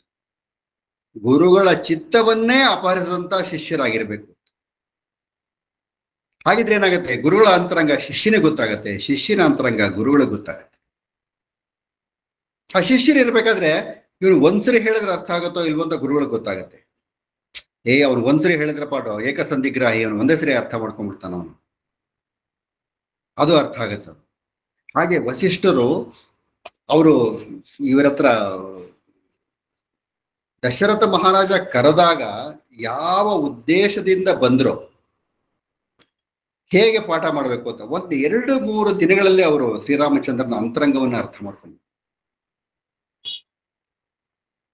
ನಾನು ಆಗ್ಲೇ ಹೇಳಿದಾಗ ಇದೆಲ್ಲ ಜಗನ್ನಾಥ ನಾಟಕ ಸೂತ್ರಧಾರಿಯ ಪಾತ್ರವೇ ಆಗಿರೋದ್ರಿಂದ, ಆಮೇಲೆ ಶ್ರೀರಾಮಚಂದ್ರನಿಗೆ ವಿಶೇಷವಾಗಿ ಅವರು ಯಾರನ್ನು ಇವ್ರ ಗುರುಗಳು ಅವ್ರಿಗೆ ಈ ತರ ಗೌರವ ಕೊಡಬೇಕು, ಅವ್ರು ಬಂದ ತಕ್ಷಣ ಎದ್ದು ತಗೋಬೇಕು, ನಮಸ್ಕಾರ ಮಾಡಬೇಕು, ಅವ್ರ ಪಾದ ಪ್ರಕ್ಷೇಪ, ಅವೆಲ್ಲ ಎಲ್ಲ ಆಟೋಮೆಟಿಕ್ ಆಗಿ ಬಂದ್ಬಿಡೋದು. ಇಷ್ಟೆಲ್ಲಾ ಕ್ವಾಲಿಟೀಸ್ನ ಅವ್ರು ಕಳಿಸ್ಕೊಂಡಿದ್ರಿಂದನೇ ಇಡೀ ರಾಮಾಯಣದಲ್ಲಿ ನಮಗೆ ರಾಮನ ವ್ಯಕ್ತಿತ್ವ, ಮೇರು ವ್ಯಕ್ತಿತ್ವ ಕಾಣುದು. ಅನುಕರಣೀಯ ವ್ಯಕ್ತಿತ್ವ ಅಂತ ಹೇಳ್ತೀವಲ್ಲ, ಅದು ಅನುಸರಣೆ ಮಾಡತಕ್ಕಂಥ ವ್ಯಕ್ತಿತ್ವ, ಫಾಲೋ ಮಾಡ್ಬೇಕು ಅಂತ ಹೇಳ್ತಾರೆ ಆ ಥರ ವ್ಯಕ್ತಿತ್ವ. ಹಾಗೆ ಆಮೇಲೆ ಒಬ್ಬ ಶಿಷ್ಯನ ಜ್ಞಾನದ ಮಟ್ಟ ಹೆಚ್ಚುತ್ತಾ ಇರಬೇಕು ಅಂತಂದಾಗ ಎಷ್ಟೋ ವಿಚಾರಗಳನ್ನ ಬೇರೆ ಬೇರೆ ಉದಾಹರಣೆಗಳ ಮೂಲಕ ಕೊಟ್ಕೊಂಡು ಹೋಗ್ತಾರೆ ಅವರು. ಯಾಕೆಂದ್ರೆ ಒಂದೇ ವಸ್ತುವನ್ನ ಬೇರೆ ಬೇರೆ ರೀತಿಯಲ್ಲಿ ನೀವು ಎಕ್ಸ್ಪ್ಲೈನ್ ಮಾಡಿದ್ರೆ ಹೆಚ್ಚಾಗಿ ಅರ್ಥ ಆಗುತ್ತೋ ಹಾಗೆ ಇದು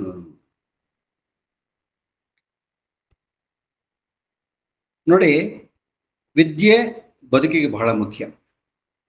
ವಿದ್ಯೆ ಜ್ಞಾನ, ಅವಿದ್ಯೆ ಅಜ್ಞಾನ. ವಿದ್ಯೆ ಬೆಳಕು, ಅವಿದ್ಯೆ ಕತ್ತಲು ಅಂತ. ಯಾವಾಗಲೂ ನಮ್ಮ ಪ್ರಯಾಣ ಕತ್ತಲಿನಿಂದ ಬೆಳಕಿಗೆ ಇರಬೇಕು, ಅಜ್ಞಾನದಿಂದ ಜ್ಞಾನವಿಗೆ. ತಮಸೋಮ ಜ್ಯೋತಿರ್ಗಮಯ ಮೃತ್ಯೋರ್ಮ ಅಮೃತಂ ಗಮಯ ಹೇಳ್ತೀವಲ್ಲ ನಾವು. ಅದಕ್ಕೆ ಇಲ್ಲೊಂದು ಒಳ್ಳೆ ಶ್ಲೋಕವನ್ನು ಹೇಳ್ತಾರವರು. ಯಥೋದಿತೆ ದಿನಕರೆ ಕ್ವಾಪಿ ಯಾತಿ ತಮಸ್ವಿನಿ. ಯಥೋದಿತೆ ದಿನಕರೆ ಕ್ವಾಪಿ ಯಾತಿ ತಮಸ್ವಿನಿ ತಥಾ ವಿವೇಕೆ ಅಭ್ಯುದಿತೆ ಕ್ವಾಪ ವಿದ್ಯಾ ವಿಲೀಯತೆ ಅಂತ ಹೇಳ್ತಾರೆ. ಏನ್ ಹಾಗಂದ್ರೆ, ಈಗ ಕತ್ಲೆ ಆಗಿದೆ, ಬೆಳಗಿನ ಜಾವ ತನಕ ಕತ್ಲೆ, ಬೆಳಗಿನ ಜಾವ 5 ಗಂಟೆ 6 ಗಂಟೆ ತನಕ ಕತ್ಲೆ. ಯಾವಾಗ ಪೂರ್ವದಲ್ಲಿ ಸೂರ್ಯನ ದರ್ಶನವಾಗುತ್ತೋ ಆಗ ಕತ್ತಲೆ ಹಂತ ಹಂತವಾಗಿ ಹೊರಟೋಗುತ್ತೆ. ಹೌದಾ? ಇದನ್ನ ಯಾರು ಅದ ಕತ್ಲರಿ ಯಾರೋ ಹೇ ಸೂರ್ಯ ಬಂದ ನೀನು ಹೋಗು ಅಂತ ಯಾರು ಹೇಳ್ಬೇಕಾಗಿಲ್ಲ, ಅಥವಾ ಸೂರ್ಯ ನಾ ಬರ್ತಾ ಇದ್ದೀನಿ ನೀನು ಹೋಗು ಅಂತ ಕತ್ಲಿಗೆ ಹೇಳ್ಬೇಕಾಗಿಲ್ಲ. ಇದು ಸ್ವಾಭಾವಿಕವಾಗಿ ನೈಸರ್ಗಿಕವಾಗಿ ನಡೆಯುವಂತ ಕ್ರಿಯೆ. ಇಷ್ಟೇ ನೈಸರ್ಗಿಕವಾಗಿ ನಡೆಯಬೇಕಾದ ಮತ್ತೊಂದು ಕ್ರಿಯೆ ಯಾವುದು ಅಂತಂದ್ರೆ, ನಮ್ಮ ಮನಸ್ಸಿನಲ್ಲಿ ಯಾವಾಗ ವಿವೇಕ ಉದಯವಾಗುತ್ತೋ,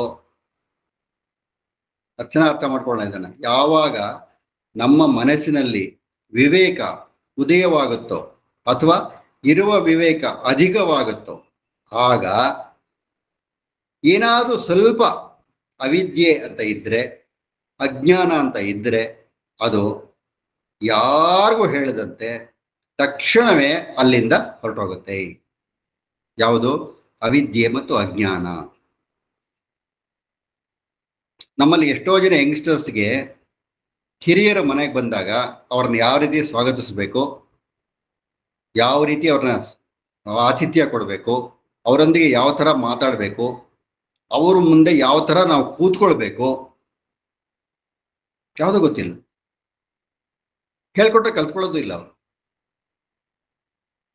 ಈಗ ಎಲ್ಲರ ಮನೇಲಿ ಸೋಫಾ ಹೀಗೆ ಹಾಕಿರ್ತಾರೆ, ವಿ ಶೇಪಲ್ಲಿ ಹಾಕಿರ್ತಾರೆ. ಅತಿಥಿಗಳು ಆ ಕಡೆ ಕೂತ್ಕೊಂಡಿದ್ರೆ ಈ ಕಡೆ ಕೂತಿರ್ತಕ್ಕಂಥ ಕಿರಿಯರು ಕಾಲ್ ಮೇಲೆ ಕಾಲು ಹಾಕೊಂಡು ಕೂತಿರ್ತಾರೆ. ಕಾಲ್ ಮೇಲೆ ಕಾಲು ಹಾಕೊಂಡು ಕಾಲ್ ಅವ್ರ ಕಡೆ ತೋರಿಸ್ತಾ ಇರ್ತಾರೆ. ಇದು ಅವಿದ್ಯೆ. ಇದು ಸೊ ಯಾರಾದ್ರೂ ಒಂದು ಉಪದೇಶ ಮಾಡಿ ದೊಡ್ಡವ್ರ ಮುಂದೆ ಹಾಕಿ ಕೂತ್ಕೋಬಾರ್ದಪ್ಪ, ಕಾಲ್ ಮೇಲೆ ಕಾಲು ಹಾಕೊಂಡು ಕೂತ್ಕೊಳ್ಬಾರ್ದು, ಗೌರವ ಹಾಗೆ ಅಂತೆಲ್ಲ ಹೇಳ್ಕೊಟ್ರೆ ಮುಂದಿನ ಸರಿ ಯಾರು ಗೆಸ್ಟ್ಗಳು ಬಂದಾಗ ಅವನು ಕಾಲ್ ಮೇಲೆ ಕಾಲು ಹಾಕೊಂಡು ಕೂತ್ಕೊಳ್ಳಲ್ಲ. ಸೊ ಅವಿದ್ಯೆ ಹೋದಾಗಾಯ್ತು, ಅಜ್ಞಾನ ಹೋದಾಗಾಯ್ತು. ಇದು ಒಂದು ಹಂತ. ಇದು ಕಲಿಕೆಯ ಸ್ವಭಾವ ಇದೆಯಲ್ಲ, ಅದು ನಿರಂತರವಾಗಿ ನಮ್ಮಲ್ಲಿರ್ಬೇಕು. ಈಗ ಯಾರಾದರೂ ಆಗ್ಲಿ ನನಗೆಲ್ಲ ಗೊತ್ತಪ್ಪ ಅದನ್ನ ಎಲ್ಲ ಕಲ್ತ್ಕೊಂಡು ಹೇಳಕ್ಕಾಗತ್ತಾ? ಇಲ್ಲ.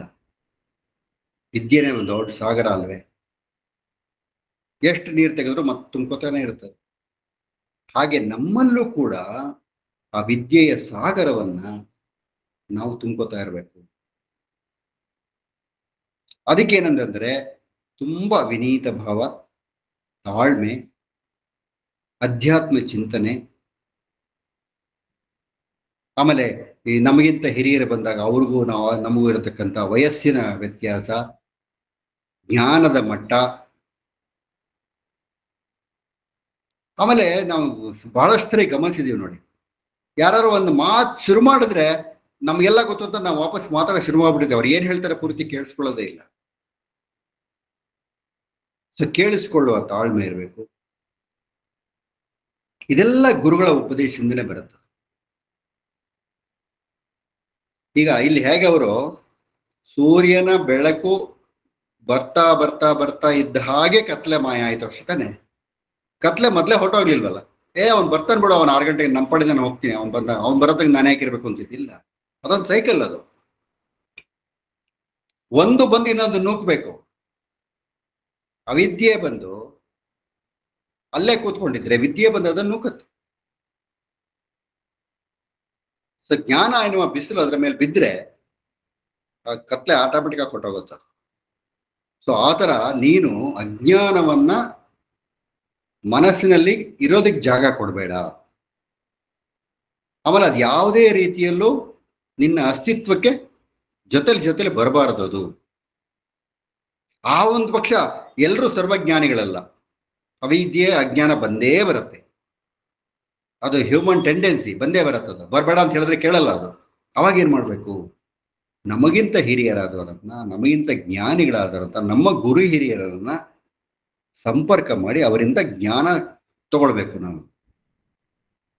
ಹೇಗೆ ವಿಶಾಲವಾದ ಸಮುದ್ರದಲ್ಲಿ ನೀವು ಹೋಗಿ ಒಂದು ಬಕೆಟ್ ಒಂದು ಕೊಡ ನೀರು ತಗೊಂಡ್ರೆ ಅದಕ್ಕೆ ಏನು ಆಗೋದಿಲ್ವೋ, ಹಾಗೆ ಎಲ್ಲವನ್ನೂ ತಿಳಿದ ಜ್ಞಾನಿಗಳಿಂದ ನಾವು ಹೋಗಿ ನಮ್ಮ ಅಜ್ಞಾನವನ್ನು ಅವರಿಗೆ ತಿಳಿಸಿ ಅವರಿಂದ ನಾವು ಸ್ವಲ್ಪ ಜ್ಞಾನ ಪಡ್ಕೊಂಬಂದ್ರೆ ಅವರ ಜ್ಞಾನದ ಮಟ್ಟ ಕಡಿಮೆ ಆಗೋದಿಲ್ಲ, ನಮ್ಮ ಅಜ್ಞಾನದ ಮಟ್ಟ ಇಳಿಯುತ್ತೆ, ಜ್ಞಾನದ ಮಟ್ಟ ಜಾಸ್ತಿ ಆಗುತ್ತೆ. ಈ ಒಂದು ಚಿಂತನೆ ಸದಾ ನಿನ್ನಲ್ಲಿರ್ಬೇಕು ಅಂತ ಹೇಳ್ತಾರೆ ವಸಿಷ್ಠರು. ಆಮೇಲೆ ನೀನು ಬರ್ತಾ ಬರ್ತಾ ದೊಡ್ತಿಯಲ್ಲಪ್ಪ, ನೀನು ಯಾರ ಜೊತೆ ಹೆಚ್ಚಿನ ಸಂಪರ್ಕ ಇರಬೇಕು. ನೀನು ರಾಜ ಆಗ್ಲಿ, ಮಂತ್ರಿ ಆಗ್ಲಿ, ಸೇವಕ ಆಗ್ಲಿ, ಒಬ್ಬ ಸಾಮಾನ್ಯ ಪ್ರಜೆ ಆಗ್ಲಿ, ಜನಗಳ ಸಂಪರ್ಕದಿಂದ ದೂರ ಇರಕ್ಕೆ ಸಾಧ್ಯವೇ ಇಲ್ಲವಲ್ಲ. ನೀನು ದೂರ ಸಂಪರ್ಕ ಇರಲೇಬೇಕಲ್ವ. ಸೊ ಎಂಥ ಜನಗಳ ಜೊತೆ ಸಂಪರ್ಕ ಗೊತ್ತಿಬೇಕು ನೀನು. ಅದಕ್ಕೊಂದು ತುಂಬಾ ಜನ ಹೇಳ್ತಾರೆ, ಮಹತಾಮೇವ ಸಂಪರ್ಕಾತ್ ಪುನರ್ದುಃಖಂ ನ ಬಾಧತೆ ಕೋಹಿ ದೀಪಶಿಖಾಹಸ್ತ ಸ್ತಮಸ ಪರಿಭೂಯತೆ. ಅಂದ್ರೆ ಮಹಾತ್ಮರಾದ ಜ್ಞಾನಿಗಳ ಸಂಪರ್ಕ ಮತ್ತು ಅವರ ಸಹವಾಸದಿಂದ ಯಾವತ್ತೂ ನಿನಗೆ ದುಃಖ ಪೀಡಿಸೋದಿಲ್ಲ. ಯಾಕೆ ಅಂತಂದ್ರೆ ಅವರೊಂದಿಗೆ ಇದ್ದಾಗ ನೀನು ಮಹಾಜ್ಞಾನಿಗಳ ಸಂಪರ್ಕ ಮತ್ತು ಅವ್ರ ಜೊತೆನಲ್ಲಿ ಇದ್ರೆ ಆ ವೈಬ್ರೇಷನ್ ಇರುತ್ತಲ್ಲ, ಆ ವೈಬ್ರೇಷನ್ ಇಂದನೇ ನಿನ್ನ ದುಃಖ ಆದಷ್ಟು ಕಡಿಮೆ ಆಗುತ್ತೆ. ಅಂದ್ರೆ ಫಾರ್ ಎಕ್ಸಾಂಪಲ್ ಯಾವುದೋ ಒಂದು ಸಮಸ್ಯೆ ಇಟ್ಕೊಂಡು ಹೋಗ್ತೀವಿ ಅಂತ ಇಟ್ಕೊಳ್ಳಿ. ನಾವು ಏನಪ್ಪ ಮಾಡೋದು, ಇದಕ್ಕೆ ಯಾರನ್ನ ಕೇಳೋದು, ಏನೂ ಗೊತ್ತಾಗ್ತಾ ಇಲ್ವಲ್ಲ, ಮನಸ್ಸಲ್ಲೇ ಅನ್ಕೊಂಡು ಎಲ್ಲೋ ಹೋಗ್ತೀವಿ, ಯಾರ ಮನೆಗೋ ಹೋಗ್ತೀವಿ. ಅಲ್ಲಿ ಅವ್ರು ಏನೋ ಮಾತಾಡ್ಕೊಳ್ತಾ ಇರ್ತಾರೆ. ಅವರು ಮಾತಾಡ್ಕೊಂಡಾಗ ಅವರ ಸಮಸ್ಯೆನ ಹೇಗೆ ನಿವಾರಣೆ ಮಾಡ್ಕೊಂಡು ಗೊತ್ತಾಗತ್ತೆ ನಮಗೆ. ನಮಗೊಂದು ದಾರಿ ಓ ಹೌದು, ನಾವು ಹೀಗೆ ಮಾಡ್ಬೋದಲ್ವಾ, ಕರೆಕ್ಟ್. ಸುಮ್ಮನೆ ಬ್ಯಾಂಕ್ ಹೋಗಿ ಅಲ್ಲಿ ನಿಂತ್ಕೊಂಡು ಡಿ ಕೊಡಿ ಅಂತಂದು ಅವ್ರ ಮುಂದೆ ನಿಂತ್ಕೊಂಡು ರಾಜ್ ಬನ್ನಿ, ಆಮೇಲೆ ಬನ್ನಿ, ಈ ಮನೆ ಚೆಕ್ ಕೊಡಿ, ಕ್ಯಾಶ್ ಕೊಡಿ ಅಂತೆಲ್ಲ ತಾಪತ್ರಗಿಂತ ಆನ್ಲೈನ್ ಟ್ರಾನ್ಸ್ಫರೇ ಮಾಡ್ಬಿಡ್ಬೋದಲ್ವಾ. ಆನ್ಲೈನ್ ಟ್ರಾನ್ಸ್ಫರ್ ನನ್ನ ಮೊಬೈಲಲ್ಲಿ ಇಲ್ವಲ್ಲ, ಏನ್ ಮಾಡೋದು? ಅಯ್ಯೋ ಅವ್ರಿಗೆ ಹೇಳಿದ್ರೆ ಅವ್ರು ಮಾಡ್ಕೊಡ್ತಾರೆ, ಅವ್ರಿಗೆ ದುಡ್ಡು ಕೊಟ್ರಾಯ್ತು ನಾವು. ಹೀಗೆ ನಮ್ಮ ಲೌಕಿಕ ಸಮಸ್ಯೆಗಳಿಗೆ ಪರಿಹಾರ ತಕ್ಷಣ ಸಿಗ್ತಾ ಇರುತ್ತೆ. ಆಮೇಲೆ ಇದಕ್ಕೆ ಉದಾಹರಣೆ ಕೊಡ್ತಾರೆ, ತುಂಬಾ ಚೆನ್ನಾಗಿ ಉದಾಹರಣೆ ಕೊಡ್ತಾ ಇದ್ದಾರೆ ವಸಿಷ್ಠರು. ಮಹಾತ್ಮರಾದ ಜ್ಞಾನಿಗಳ ಸಂಪರ್ಕ ಸಹವಾಸದಿಂದ ನಮಗೆ ಎಂದೆಂದಿಗೂ ದುಃಖ ಪೀಡಿಸೋದಿಲ್ಲ. ಅದು ಹೇಗೆ ಅಂತಂದ್ರೆ, ಕೈನಲ್ಲಿ ಒಂದು ಲ್ಯಾಂಪ್ ಇಟ್ಕೊಂಡು ತಾನು ಎಲ್ಲಿ ಬೇಕೋ ಅಲ್ಲಿ ಹೋಗೋನು ಕತ್ತಲೆ ಭಯದಿಂದ ಯಾಕೆ ಒದ್ದಾಡ್ತಾನೆ? ಮೊಬೈಲ್ ಟಾರ್ಚ್ ಎಲ್ಲೋ ಹೋಗ್ಬೇಕು ನಾವು. ಆ ರೋಡಲ್ಲಿ ದೀಪ ಇಲ್ಲ, ಸ್ಟ್ರೀಟ್ ಲೈಟ್ಸ್ ಇಲ್ಲ, ಯಾರ ಮನೇಲೂ ದೀಪ ಹಾಕಿರಲ್ಲ. ಮೊಬೈಲ್ ಟಾರ್ಚ್ ಇಟ್ಕೊಂಡ್ರೆ ಕತ್ಲೆ ಪರಿಹಾರ ಆಯ್ತಲ್ಲ. ಸೊ ಮೊಬೈಲ್ ಟಾರ್ಚ್ ಏನಾಯ್ತು ಅವಾಗ ನಮಗೆ? ಮಹಾಜ್ಞಾನಿ ಆಯ್ತು. ನಮ್ ಕತ್ಲೆ ಏನಾಯ್ತು? ದುಃಖ ಆಯ್ತು. ಸೊ ಆ ಮೊಬೈಲ್ ಟಾರ್ಚ್ ಎನ್ನುವ ಜ್ಞಾನಿಯಿಂದ ದುಃಖ ಎನ್ನುವ ಕತ್ತಲೆ ಮಾಯ ಆಯ್ತು, ನಮ್ಮ ನಡಿಗೆ ಸರಾಗವಾಯಿತು. ಈ ವಿಚಾರಗಳನ್ನೆಲ್ಲ ಎಳೆ ಎಳೆಯಾಗಿ ಅವರು ಯಾವ ರೀತಿಯಲ್ಲಿ ಬಿಡಿಸಿ ಹೇಳಿದ್ರು ಅದೇ ರೀತಿಯಲ್ಲಿ ಶ್ರೀರಾಮಚಂದ್ರ ಅರ್ಥ ಮಾಡ್ಕೊಂಡಿದ್ರಿಂದನೇ ಅವನು ಇದಾದ ನಂತರ ಅವನ ಪಟ್ಟಾಭಿಷೇಕ ಸಂದರ್ಭದಲ್ಲಿ ಆದ ತೊಂದರೆ, ಮತ್ತೆ ಅವನ ವನವಾಸಕ್ಕೆ ಹೋಗ್ಬೇಕಾದ ಸಂದರ್ಭ, ಮತ್ತೆ ಅವನು ಪಟ್ಟಿದ ಕಷ್ಟ ಎಲ್ಲಾದ್ರಲ್ಲೂ ಅವನು ಮುದಿತ ಭಾರತನಾಗೇ ಇದ್ದ. ಅವನು ಕೆರಳಲಿಲ್ಲ, ಕೋಪ ಮಾಡ್ಕೊಳ್ಳಿಲ್ಲ, ಬೈಲಿಲ್ಲ, ಅಪ್ಪನ್ ಬೈಲಿಲ್ಲ, ಅಮ್ಮನ್ ಬೈಲಿಲ್ಲ, ಪಲ್ತಾಯಿನ್ ಬೈಲಿಲ್ಲ, ಯಾರನ್ನೂ ಬೈಲಿಲ್ಲ ಅವನು. ನಾನು ಹೇಳಿದ ಮಾತು ಯಾರು ಕೇಳೋದಿಲ್ಲ. ನಾ ದೊಡ್ಡವನ ಏನ್ ಪ್ರಯೋಜನ ನಮ್ಮ ಮನೆಗೆ? ಎಷ್ಟೋ ಜನ ನಮ್ಮ ಮನೆಗೆ ಇರ್ತಾರಲ್ಲ, ಅದಕ್ಕೆ ಕೆಲವರು ಹೇಳ್ತಾರೆ ಕತ್ತೆ ವಯಸ್ಸಾದ್ರೆ ಸೋದರ ಮಾವನಕ್ಕಾಗತ್ತಿ ಅಂತ ಗಾದೆ ಹೇಳ್ತಾರೆ. ದೊಡ್ಡವರು ಏನು ಹೇಳ್ಬಾರ್ದ್ರಿ, ಏನು ಯಾರಿಗೂ ಹೇಳ್ಬಾರ್ದು, ಮಾಡಿ ತೋರಿಸ್ಬೇಕಷ್ಟೆ. ನಾವು ಬೆಳಗ್ಗೆ 5:15 ಹೇಳ್ತೀವಿ, ನೋಡಪ್ಪ ನಮ್ ದೊಡ್ಡಪ್ಪ 5:15 ಎದ್ಬಿಡ್ತಾರೆ, ನಾವು ಹೇಳ್ಬೇಕು. ಮುಖಕ್ಕೆ ತೊಳ್ಕೊಂಡು ವಾಕಿಂಗ್ ಹೋಗ್ತಾರೆ, ನಾವು ಹೋಗ್ಬೇಕು. ಪ್ರಾಣಾಯಾಮ ಮಾಡ್ತಾರೆ, ನಾವು ಮಾಡಬೇಕು. ಯೋಗ ಮಾಡ್ತಾರೆ, ನಾವು ಮಾಡಬೇಕು. ದೇವ್ರ ಪೂಜೆ ಮಾಡ್ತಾರೆ, ನಾವು ಮಾಡಬೇಕು. ಶುಚಿಯಾಗಿರ್ತಾರೆ, ನಾವು ಶುಚಿಯಾಗಿರ್ಬೇಕು. ಎಲ್ಲ ಮಾಡಿ ತೋರಿಸ್ಬೇಕಷ್ಟೇನೆ. ಇವಾಗ ಏನಾಗ್ತಾ ಇದೆ ಅಂದ್ರೆ, ನಾನು ಹೇಳ್ತೀನಿ ಮಾಡೋ, ನಾನ್ ಮಾಡಲ್ಲ ನೀನ್ ಮಾಡು ಅಂತ ಯಾರು ಮಾಡ್ತಾರೆ? ಮಾಡಲ್ಲ. ಅದು ಸೊ ಗೈಡೆನ್ಸ್ ಹೇಗೆ ಅಂತಂದ್ರೆ, you have to practise before preach ಅಂತೀವಲ್ಲ, ಅದೇನೆ. ಯಾರು ಗುರುಗಳಾಗಬೇಕಾಗಿಲ್ಲ, ನಮ್ಮ ನಡವಳಿಕೆನೆ ಬೇರೆಯವ್ರಿಗೆ ಗುರು ಆಗ್ಬೇಕು. ಅವಾಗ ಮಾತು ಕಡಿಮೆ ಆಗುತ್ತೆ, ಕೆಲಸ ಜಾಸ್ತಿ ಆಗುತ್ತೆ, ಫಲಿತಾಂಶ ಒಳ್ಳೇದು ಬರುತ್ತೆ. ಇನ್ನೊಂದು ತುಂಬಾ ಚೆನ್ನಾಗಿರೋದು ಹೇಳ್ತಾರೆ ನೋಡಿ ಇಲ್ಲಿ.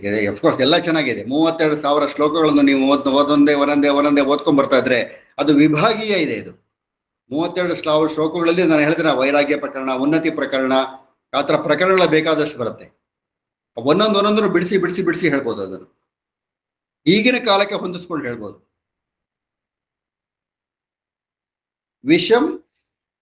ವಿಷವೈಷಮ್ಯಂ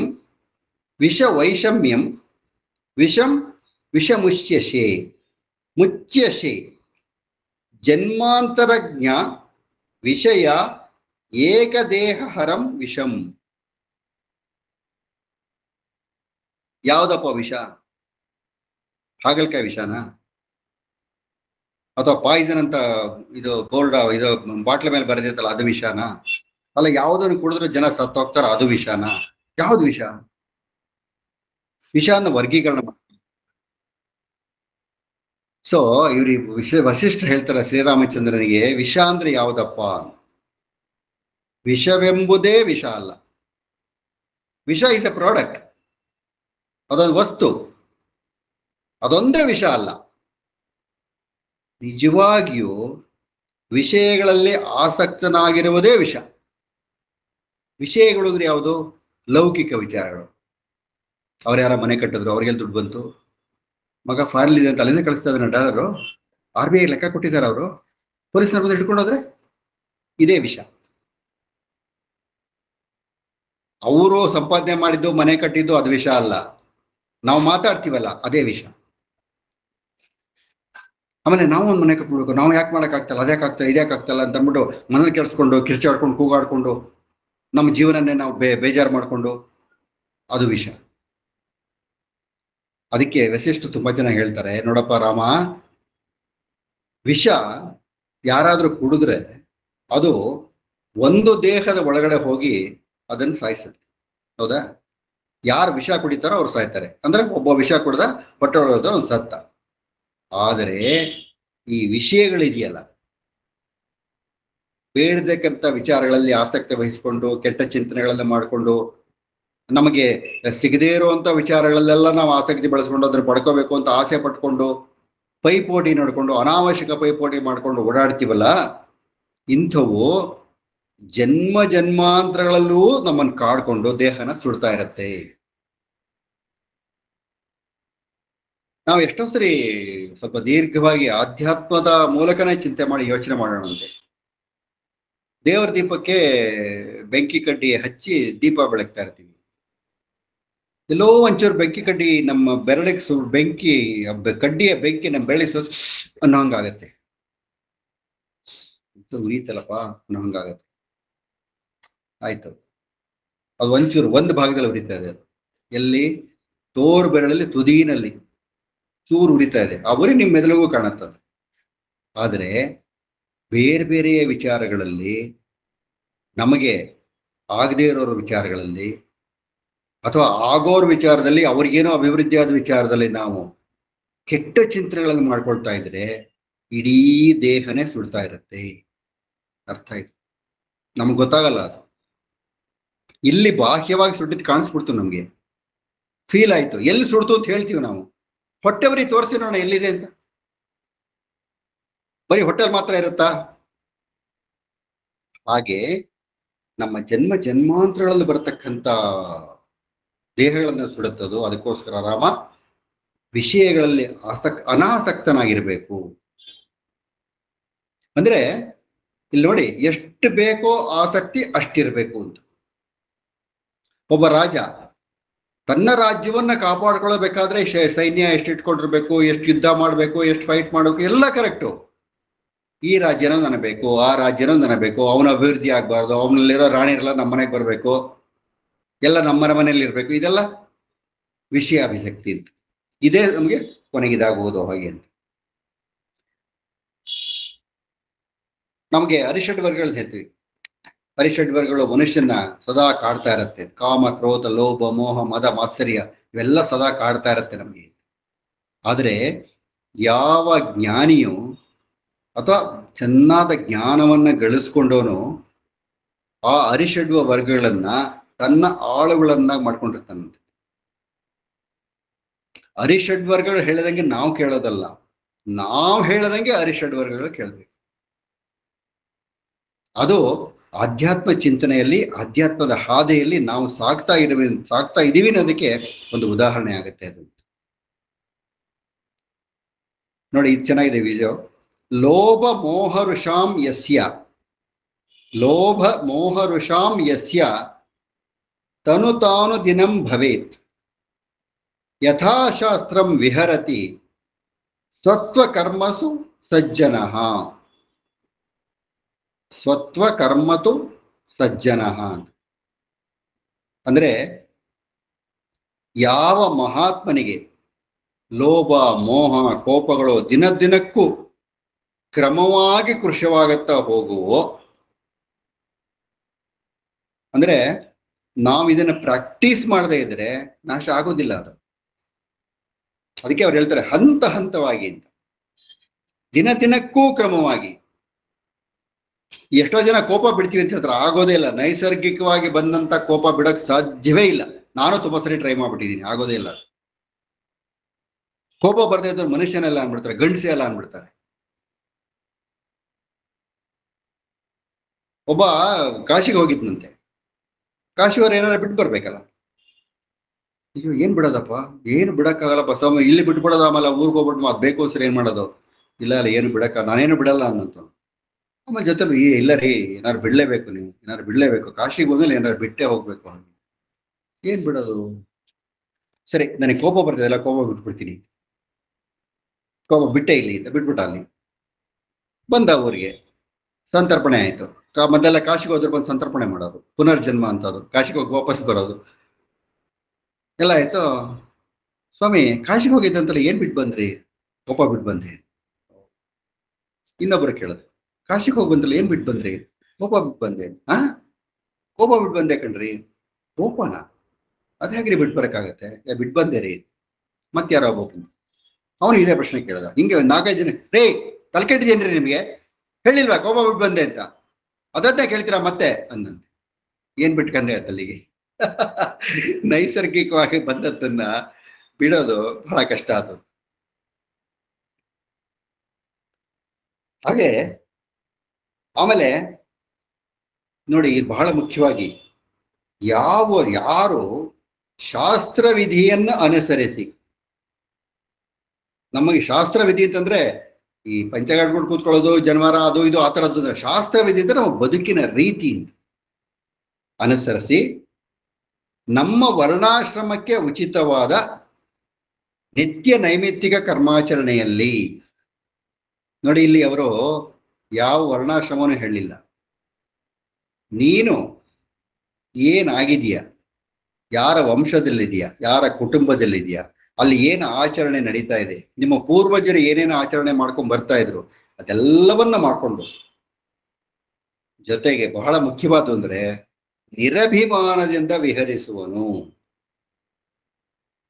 ನಾನು ಅದು ಮಾಡದೆ, ಇದು ಮಾಡದೆ, ಅಷ್ಟು ಮಾಡದೆ, ಇಷ್ಟು ಮಾಡದೆ ಅಂತ ಏನಿಲ್ಲ, ನಾನೇನೂ ಮಾಡಿಲ್ಲ ಅನ್ಕೊಂಡೇ ಇರ್ಬೇಕು.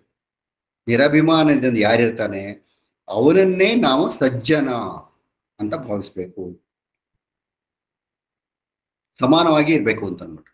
ಅಂದ್ರೆ ಆರಕ್ಕೆ ಏರ್ಬಾರ್ದು, ಮೂಳಕ್ಕೆ ಇಳಿಬಾರ್ದು ಅನ್ನೋ ಒಂದು ಯೋಚನೆಗೆ ಚಿಂತನೆ ಇದೆಯಲ್ಲ ನಮಗೆ, ಅದು ಈ ಶ್ಲೋಕದಲ್ಲಿ ಅರ್ಥದಲ್ಲಿದೆ ಅಂತ. ಆಮೇಲೆ ಕೆಲವು ಸಂದರ್ಭಗಳಲ್ಲಿ ನಾವು ನಮ್ಮನ್ನು ಪ್ರಕಟಗೊಳಿಸೋದಕ್ಕೆ ಬಹಳ ಪ್ರಯತ್ನ ಪಡ್ತಾ ಇರ್ತೀವಿ. ಅಂದ್ರೆ ನಮ್ಮ ಎಕ್ಸಿಸ್ಟೆನ್ಸ್ ಬೇರೆಯವರು ತೋರಿಸ್ಬೇಕು ಅಂತ. ನಾವೆಲ್ಲ ಪ್ರಚಾರ ಪ್ರಿಯರು, ನಮಗೆ ಗೌರವ ಸಿಗ್ಬೇಕು, ನಮ್ಮನ್ನು ಜನ ಗುರುಸು, ಓ ಬನ್ನಿ ಬನ್ನಿ ಬನ್ನಿ, ಓ ಬನ್ನಿ ಸರ್, ಬನ್ನಿ ಬನ್ನಿ ಕೂತ್ಕೊಳ್ಳಿ ಅನ್ಬೇಕು, ತಿಂಡಿ ಅವರೇ ತಂದ್ಕೊಡ್ಬೇಕು, ಕಾಫಿ ಕುಡಿತೀರಾ ಅಂತ ಕೇಳ್ಬೇಕು, 4 ಜನಕ್ಕೆ ನಮ್ಮನ್ನು ಪರಿಚಯ ಮಾಡ್ಕೊಡ್ಬೇಕು, ಇಲ್ಲದೆಲ್ಲ ಹೊಗಳ್ಬೇಕು, ಇದೆಲ್ಲ ನಿರೀಕ್ಷೆ ಮಾಡ್ತಾ ಇರ್ತೀವಿ. ಏನು ಮಾಡದೇ ಇದ್ರೆ ಬೇಜಾರಾಗೋಗ್ಬಿಡುತ್ತೆ. ಸೊ ನೀನ್ ಏನ್ ಮಾಡಿದೀಯ ಅನ್ನೋದನ್ನ ನಿನ್ ತಲೆಗೆ ಹಚ್ಚಿಸ್ಕೊಳ್ಬೇಡ, ಆಯಾ ಕಾಲಕ್ಕೆ ಅದನ್ನು ಮಾಡ್ಬಿಟ್ಟು ಮರ್ತು ಬಿಡು. ಆಮೇಲೆ ನಿನ್ನನ್ನು ಗುರುತಿಸೋ ಸಮಯ ಬಂದಾಗ ಯಾರು ಹೋಗೋದೇ ಇಲ್ಲ, ಗುರುತಿಸ್ತಾರೆ. ಆಸೆ ಪಡಬಾರ್ದು, ಕಾಯಬಾರ್ದು, ಆತರ ಪಡಬಾರ್ದು. ಅದಕ್ಕೊಂದು ಶ್ಲೋಕ ಹೇಳ್ತಾರೆ ಅವನು, ತುಲ್ಯ ವರ್ಣ ಛದೈ ಕೃಷ್ಣ ಸಂಗತ್ಯೈ ಕಿಲ ಕೋಕಿಲೈ ಕೇನ ವಿಜ್ಞಾಯತೆ ಕಾಕಃ ಸ್ವಯಂ ಯದಿನ ಭಾಷತೆ. ಈಗ ಈ ಕಾಗೆಗೂ ಕೋಗಿಲೆಗೂ ಒಂದೇ ಬಣ್ಣ, ಕರಿದು, ಆಕಾರನೂ ಹೆಚ್ಚು ಕಡಿಮೆ ಒಂದೇ ಇರುತ್ತೆ. ಸಮಾನವಾದ ಬಣ್ಣವುಳ್ಳ ಕರಿಯ ಕಾಗೆಯು ಕರಿಯ ಕೋಗಿಲೆಗಳ ಜೊತೆಯಲ್ಲಿದ್ರೆ, ಕೋಗಿಲೆ ಜೊತೆಲಿದ್ರೆ ಅದು ಯಾರು ಅದನ್ನು ಗುರುಸೋದಿಲ್ಲ, ಅವ್ರ ಪಾಡಿಗೆ ಅವ್ರು ಇರ್ತಾರ. ಯಾವಾಗ ಒಂದ್ಸರಿ ಈ ಕಾಗೆ ಕಾ ಅಂತ ಅವಾಗ ಇದಕ್ಕಾಗಿ ಅದು ಕೋಗಿಲೆ ಅಂತ ಗೊತ್ತಾಗುತ್ತೆ. ಹಾಗೆ ನಾವು ಎಷ್ಟು ಜನದ ಜೊತೆಯಲ್ಲಿ ಇದ್ರೂ ಕೂಡ ನಮ್ಮ ಮಾತು, ನಮ್ಮ ನಡವಳಿಕೆ ನಾವು ಯಾರು ಅನ್ನೋದು ತೋರಿಸ್ಬಿಡುತ್ತವ್ರಿಗೆ. ಅದಕ್ಕೆ ಹುಷಾರಾಗಿರ್ಬೇಕು ನಾವು. ನೀನು ಎಷ್ಟೇ 1000 ಜೊತೆನಲ್ಲಿ ಇರೋ ನೀನು, ಆದ್ರೆ ನೀನೇನು ಅಂತ ಜನಗಳಿಗೆ ಗೊತ್ತಾಗಬೇಕಾದ್ರೆ ನಿನ್ನ ನಡವಳಿಕೆ ಮಾತ್ರ, ನಿನ್ನ ಮಾತು ಮಾತ್ರ. ಅದಕ್ಕೆ ತುಂಬಾ ಪಂಡಿತರ ಜೊತೆ ಇರತಕ್ಕಂಥವ್ರು, ಜ್ಞಾನಿಗಳ ಜೊತೆ ಇರುತ್ತವರು ಅಜ್ಞಾನಿಗಳ ಹಾಗೆ ಇರ್ತಾರೆ. ಒಂದೊಂದ್ಸರಿ ಕೆಲವರು ಏನ್ರಿ ನಿಮ್ಗೆ ಗೊತ್ತಲ್ವಾ ಅದು ಹೇಳಿ ಅಂತಾರೆ, ಅವಾಗ ಬಾಯ್ ಬಿಡ್ಬೇಕು, ಅಲ್ಲಿ ತನಕ ಬಾಯ್ ಬಿಡಬಾರ್ದು ಅಂತ. ಅದಕ್ಕೆ ಮಾಮೂಲಿ ಸುಭಾಷಿತ ನಿಮ್ಗೆಲ್ಲ ಒಂದು ಗೊತ್ತಿದೆ ಅನ್ಕಂತೆ, ಕಾಕ ಕೃಷ್ಣ ಪಿಕ ಕೃಷ್ಣ ಕೋ ಭೇದೋ ಪಿಕ ಕಾಕಯೋ, ಕಾಕ ಕೃಷ್ಣ ಪಿಕ ಕೃಷ್ಣ ಕೋ ಭೇದೋ ಪಿಕ ಕಾಕಯೋ, ವಸಂತ ಕಾಲೇ ಸಂಪ್ರಾಪ್ತೆ ಕಾಕ ಕಾಕಃ ಪಿಕ ಪಿಕ. ಕಾಗೆಗೂ ಕೋಗಿಲೆಗೂ ಏನು ವ್ಯತ್ಯಾಸ? ಎರಡು ಒಂದೇ ತರ ಇದೆ. ಆದ್ರೆ ವಸಂತ ಕಾಲ ಬಂದ್ಬಿಟ್ರೆ ಕಾಗೆ ಕಾಗೆನೇನೆ, ಕೋಗಿಲೆ ಕೋಗಿಲೆನೇನೆ. ಟೈಮ್ ಆಗ್ತಾ ಇದೆಯಾ ವಾಸು?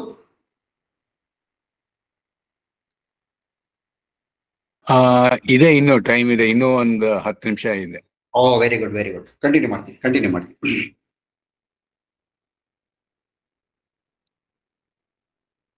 ಈ ರಾಮಚಂದ್ರ ನಾವು ಹೇಳ್ದಾಗೆ ಅವತಾರ ಪುರುಷ ಎಲ್ಲ ಆದ್ರೂನು ಅವನಿಗೆ ಒಂದು ಬಂಧನ ಇರುತ್ತೆ, ಸಾಂಸಾರಿಕ ಬಂಧನ ಅಂತ.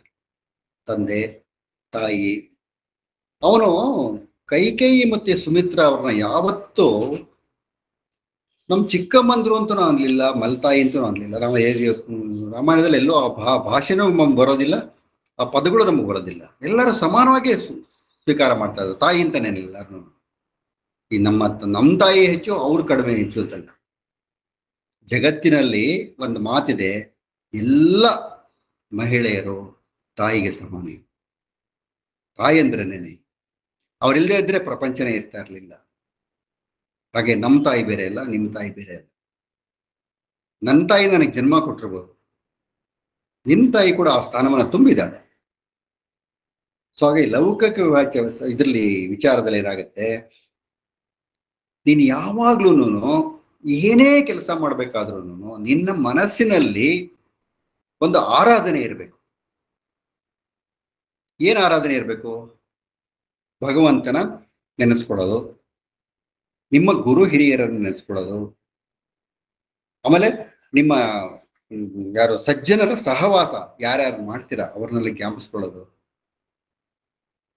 ನಾವು ಏನಾರು ಒಂದು ಒಳ್ಳೆ ಕೆಲಸ ಮಾಡಬೇಕು ಅಂತಂದಾಗ ಮನೆಯಲ್ಲಿ ಅದೇ ರೀತಿಯ ಕೆಲಸವನ್ನ ಯಾರು ಮಾಡಿರ್ತಾರಲ್ಲ ಅವ್ರನ್ನ ಜ್ಞಾಪಿಸ್ಕೋತೀವಿ ತಾನೆ.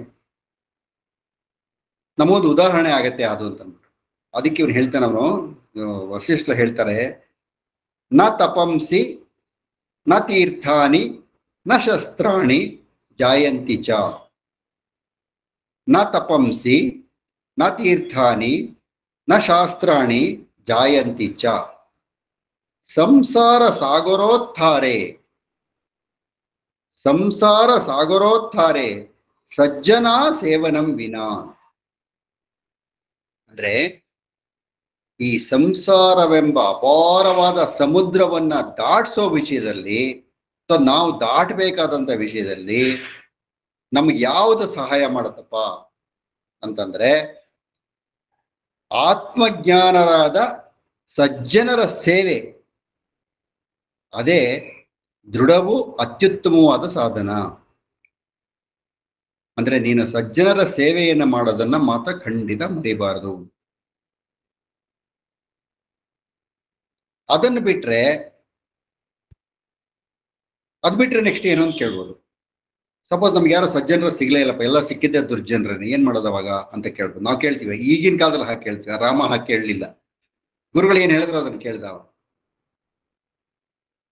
ಇದು ಎಷ್ಟು ಮುಖ್ಯವಾದ್ದು ಅಂತ ಹೇಳ್ತಾರೆ ಅವರು, ಎಷ್ಟು ಮುಖ್ಯವಾದ್ದು ಅಂತ. ಸಂಸಾರವೆಂಬ ಅಪಾರವಾದ ಸಮುದ್ರವನ್ನು ದಾಟಿಸುವ ವಿಷಯದಲ್ಲಿ ಆತ್ಮಜ್ಞಾನರಾದ ಸಜ್ಜನರ ಸೇವೆ ಎಂಬುದು ಒಂದೇ ದೃಢವೂ ಅತ್ಯುತ್ತಮವೂ ಆದ ಸಾಧನ. No parallel, no alternative.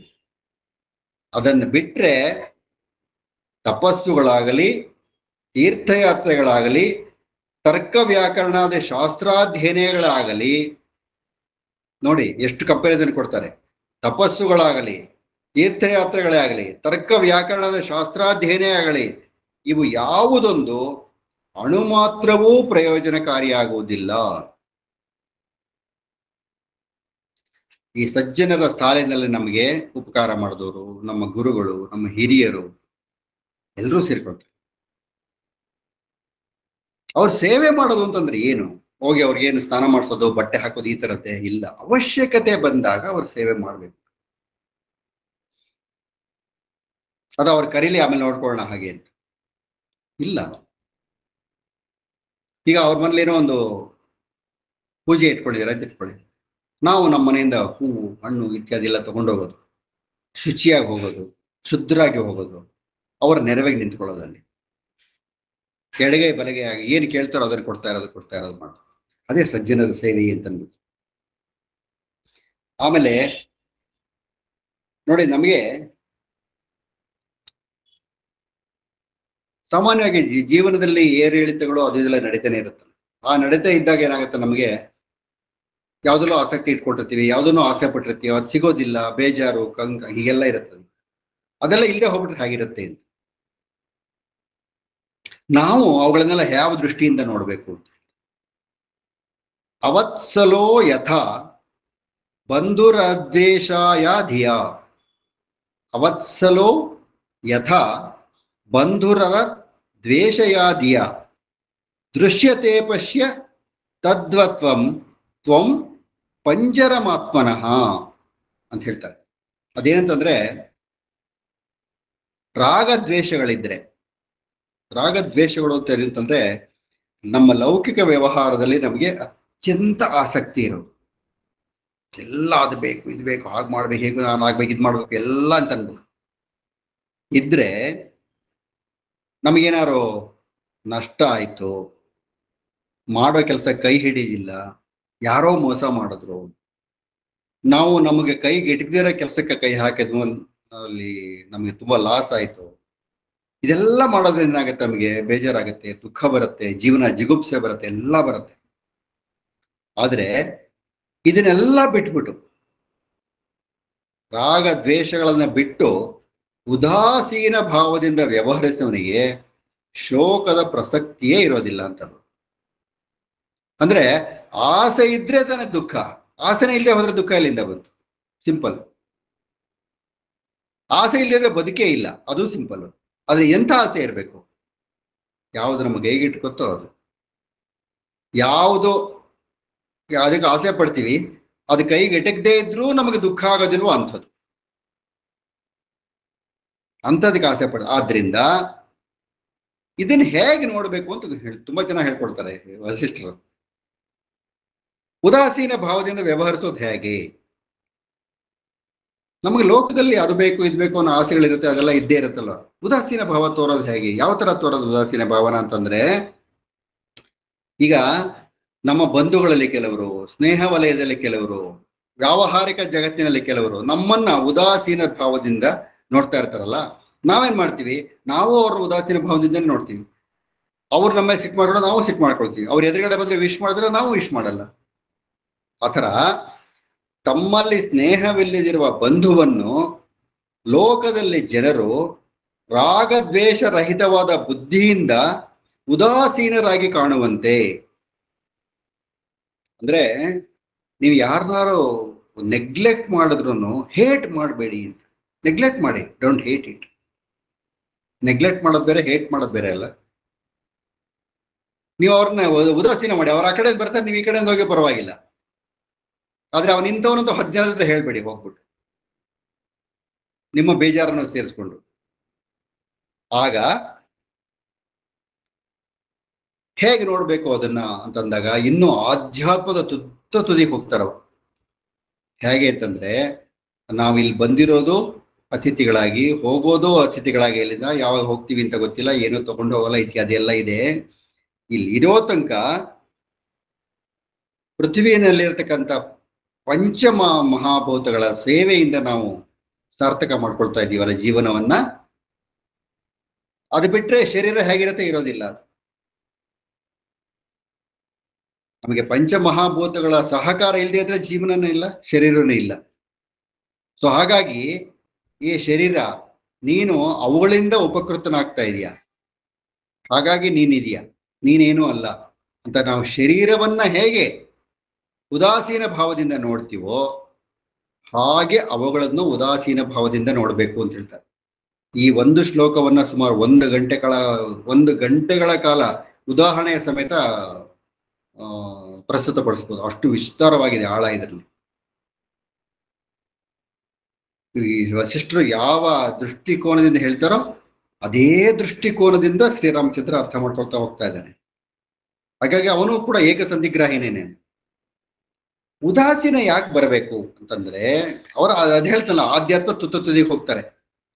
ನೋಡಪ್ಪ, ನೀನೇನೋ ಕೆಲ್ಸಕ್ಕೆ ಬಂದಿದೀಯ, ಇಲ್ಲಿ ಕೆಲಸ ಮುಗಿಸ್ಕೊಳ್ತೀಯ, ಹೋಗ್ತೀಯ ಅಷ್ಟೇ, ಅಟ್ಯಾಚ್ಮೆಂಟ್ ಇಟ್ಕೋಬೇಡ. ಇಲ್ಲಿ ಇನ್ನೊಂದು ಸಿಂಪಲ್ ಹೇಳ, ನಾವು ಯಾವ್ದೋ ಒಂದು ಕಂಪ್ನಿಲಿ ಕೆಲಸ ಮಾಡ್ತಾ ಇದೀವಿ ರೀ, 3 ದಿವಸ ಮಡ್ರಾಸ್ಗೆ ಹೋಗ್ಬಿಟ್ಟು ಆ ಕೆಲಸ ಮುಗಿಸ್ಕೊಂಡು ಬನ್ರಿ ಅಂತಾರೆ. ನಾವೇನ್ ಮಾಡ್ತೀವಿ?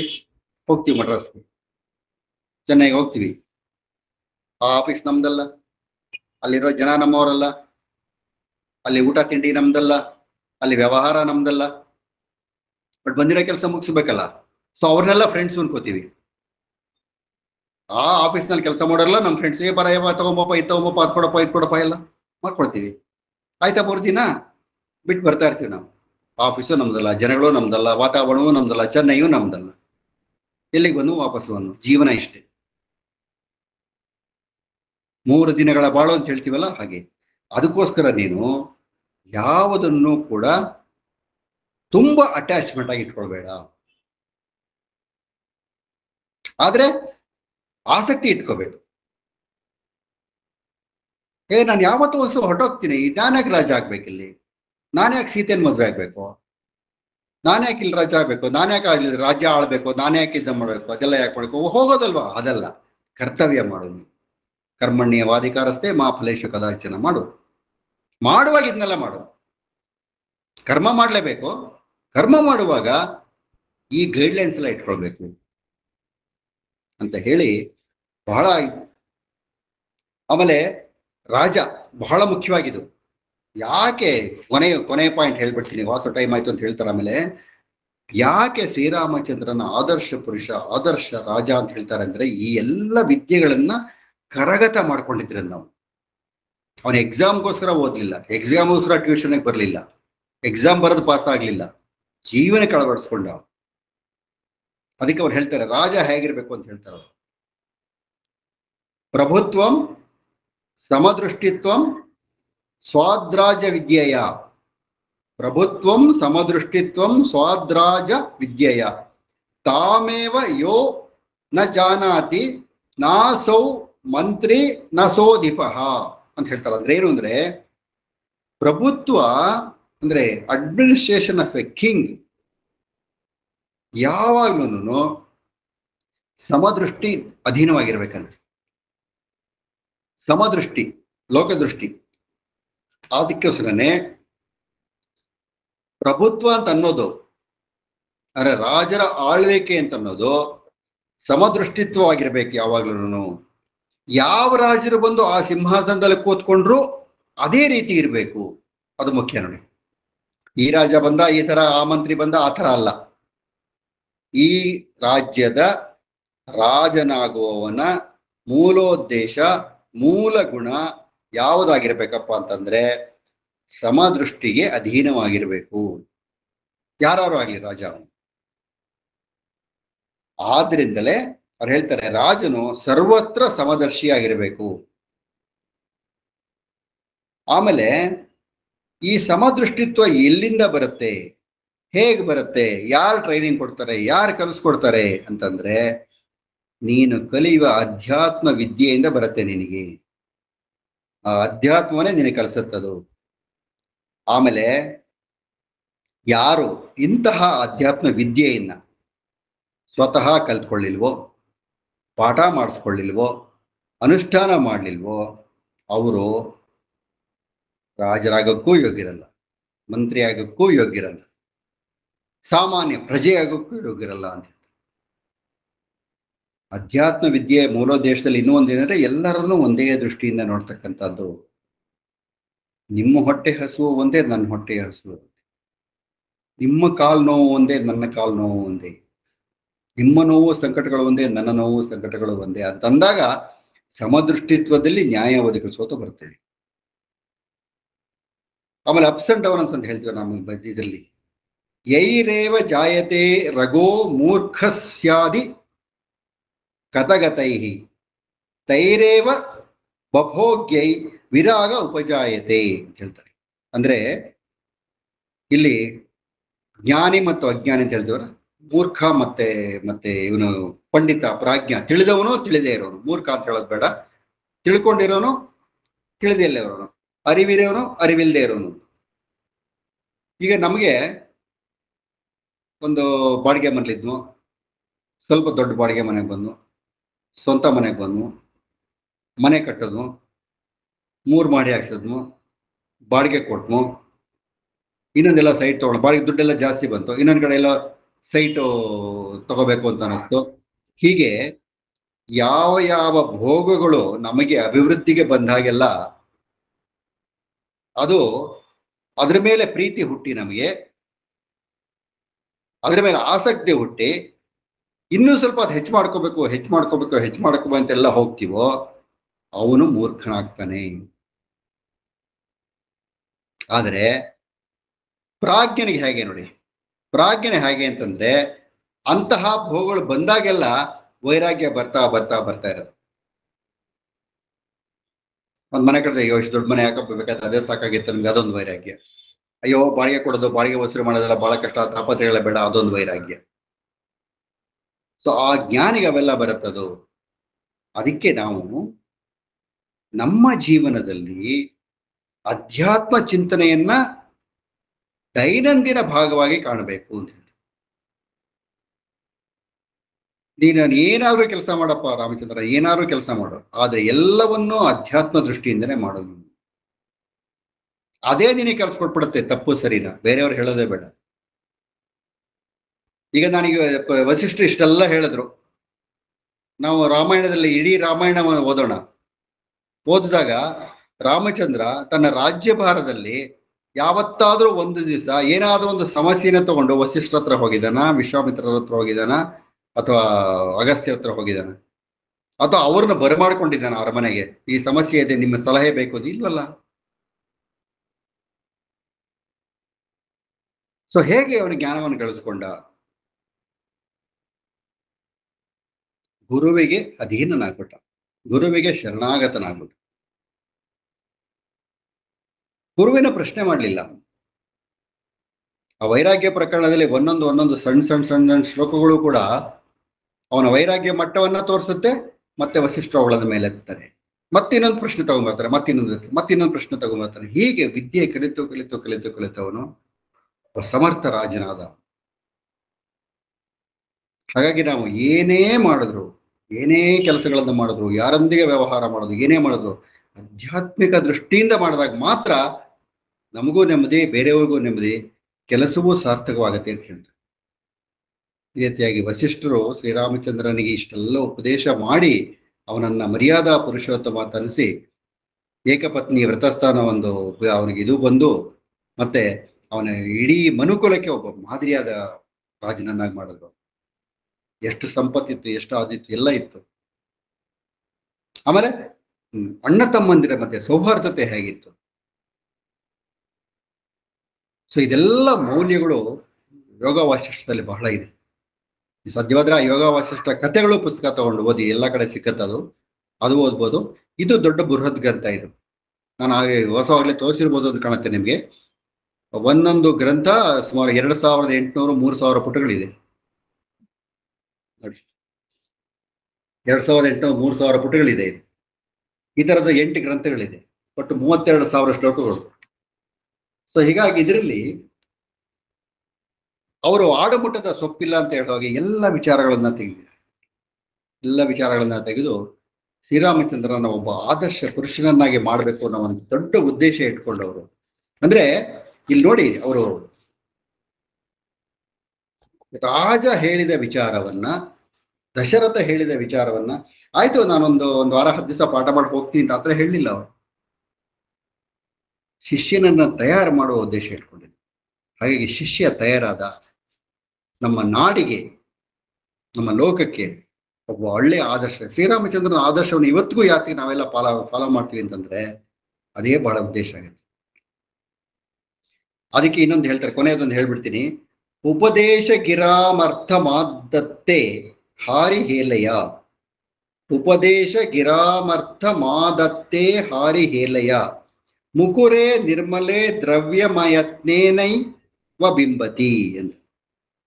ಅಂದ್ರೆ ಕನ್ನಡಿ ಶುದ್ಧವಾಗಿದ್ರೆ ಪ್ರತಿಬಿಂಬನೂ ಶುದ್ಧವಾಗಿರುತ್ತೆ. ಹೌದಾ?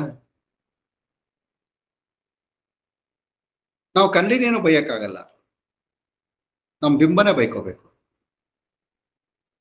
ಸೊ ಕನ್ನಡಿ ಕೆಲಸ ಏನಪ್ಪಾ ಅಂತಂದ್ರೆ ಅದರ ಮುಂದೆ ಏನು ಬಂದು ನಿಂತ್ಕೊಂಡ್ರು ಯಥಾವತ್ತಾಗಿ ತೋರಿಸುವಂಥದ್ದು. ಸುಳ್ಳು ಹೇಳಲ್ಲ, ಅದು ವಂಚನೆ ಮಾಡಲ್ಲ, ದ್ರೋಹ ಮಾಡಲ್ಲ, ಏನು ಮಾಡೋದಿಲ್ಲ. ರಾಜನಾದವನ ಗುಣ ಕೂಡ ಹೀಗೆ ಇರಬೇಕು. ಅದಕ್ಕೆ ಬಹಳ ಮುಖ್ಯವಾದ ಏನು ಅಂತಂದ್ರೆ ನಮ್ಮ ಬುದ್ಧಿ ನಿರ್ಮಲವಾಗಿರ್ಬೇಕು. ನಮ್ಮ ಬುದ್ಧಿ ನಿರ್ಮಲವಾಗಿದ್ರೆ ಇನ್ನೊಬ್ರು ಹೇಳಿದ ಮಾತು ಕೇಳ್ತೀವಿ, ಫಾಲೋ ಮಾಡ್ತೀವಿ. First listen. ಯಾರು ಏನೇ ಹೇಳ್ತಾ ಇದ್ರೆ ಬೈಲಿ ಒಂದ್ ಮಾತು ಕೇಳು ಅಂದ್ರೆ ಬೆಳಪ ನಂಗೆ ಗೊತ್ತು, ನಾನು ಮಾಡ್ತೀವಿ ಬರ್ತೀನಿ ಅವಳು ಓಡೋಗೋದಲ್ಲ. ನಿಂತ್ಕೋಬೇಕು, ಕೇಳ್ಬೇಕು, ಅನಲೈಸ್ ಮಾಡ್ಬೇಕು, ಡಿಸೈಡ್ ಮಾಡ್ಬೇಕು ಯಾವ್ದು ಬೆಸ್ಟ್ ಅಂತ. ನಮ್ಮಲ್ಲಿ ಆ ತಾಳ್ಮೆನೇ ಇಲ್ವಲ್ಲ, ಲಿಸನಿಂಗ್ ಆಟಿಟ್ಯೂಡೇ ಇಲ್ಲ. ನಾನು ಕೆಲವು ಕಡೆ ಲೆಕ್ಚರ್ಸ್ ಕೊಟ್ಟಿದ್ದೀನಿ, ದಿ ಆರ್ಟ್ ಆಫ್ ಲಿಸನಿಂಗ್ ಅಂತ. ಯಾರು ಕಿವಿ ಶುದ್ಧಿಯಾಗಿರುತ್ತೋ, ಯಾರಿಗೆ ಕಿವಿ ಶುದ್ಧಿಯಾಗಿರುತ್ತೋ ಜ್ಞಾನ ಶುದ್ಧಿಯಾಗಿರುತ್ತೆ, ವಾಕ್ ಶುದ್ಧಿಯಾಗಿರುತ್ತೆ. ಯಾಕೆಂದ್ರೆ ನಮ್ಗೆ ಏನೇ ಬರ್ಬೇಕಾದ್ರೂ ಇಲ್ಲಿಂದ ತಾನೆ, ಕಿವಿಯಿಂದ ತಾನೆ. ಸೊ ಇಲ್ಲಿ ಒಳಗಡೆ ಹೋಗದೆ ಇದ್ರೆ ಇಲ್ಲಿಂದ ಆಚೆ ಏನ್ ಬರುತ್ತೆ? ಬರೋದೇ ಇಲ್ಲ.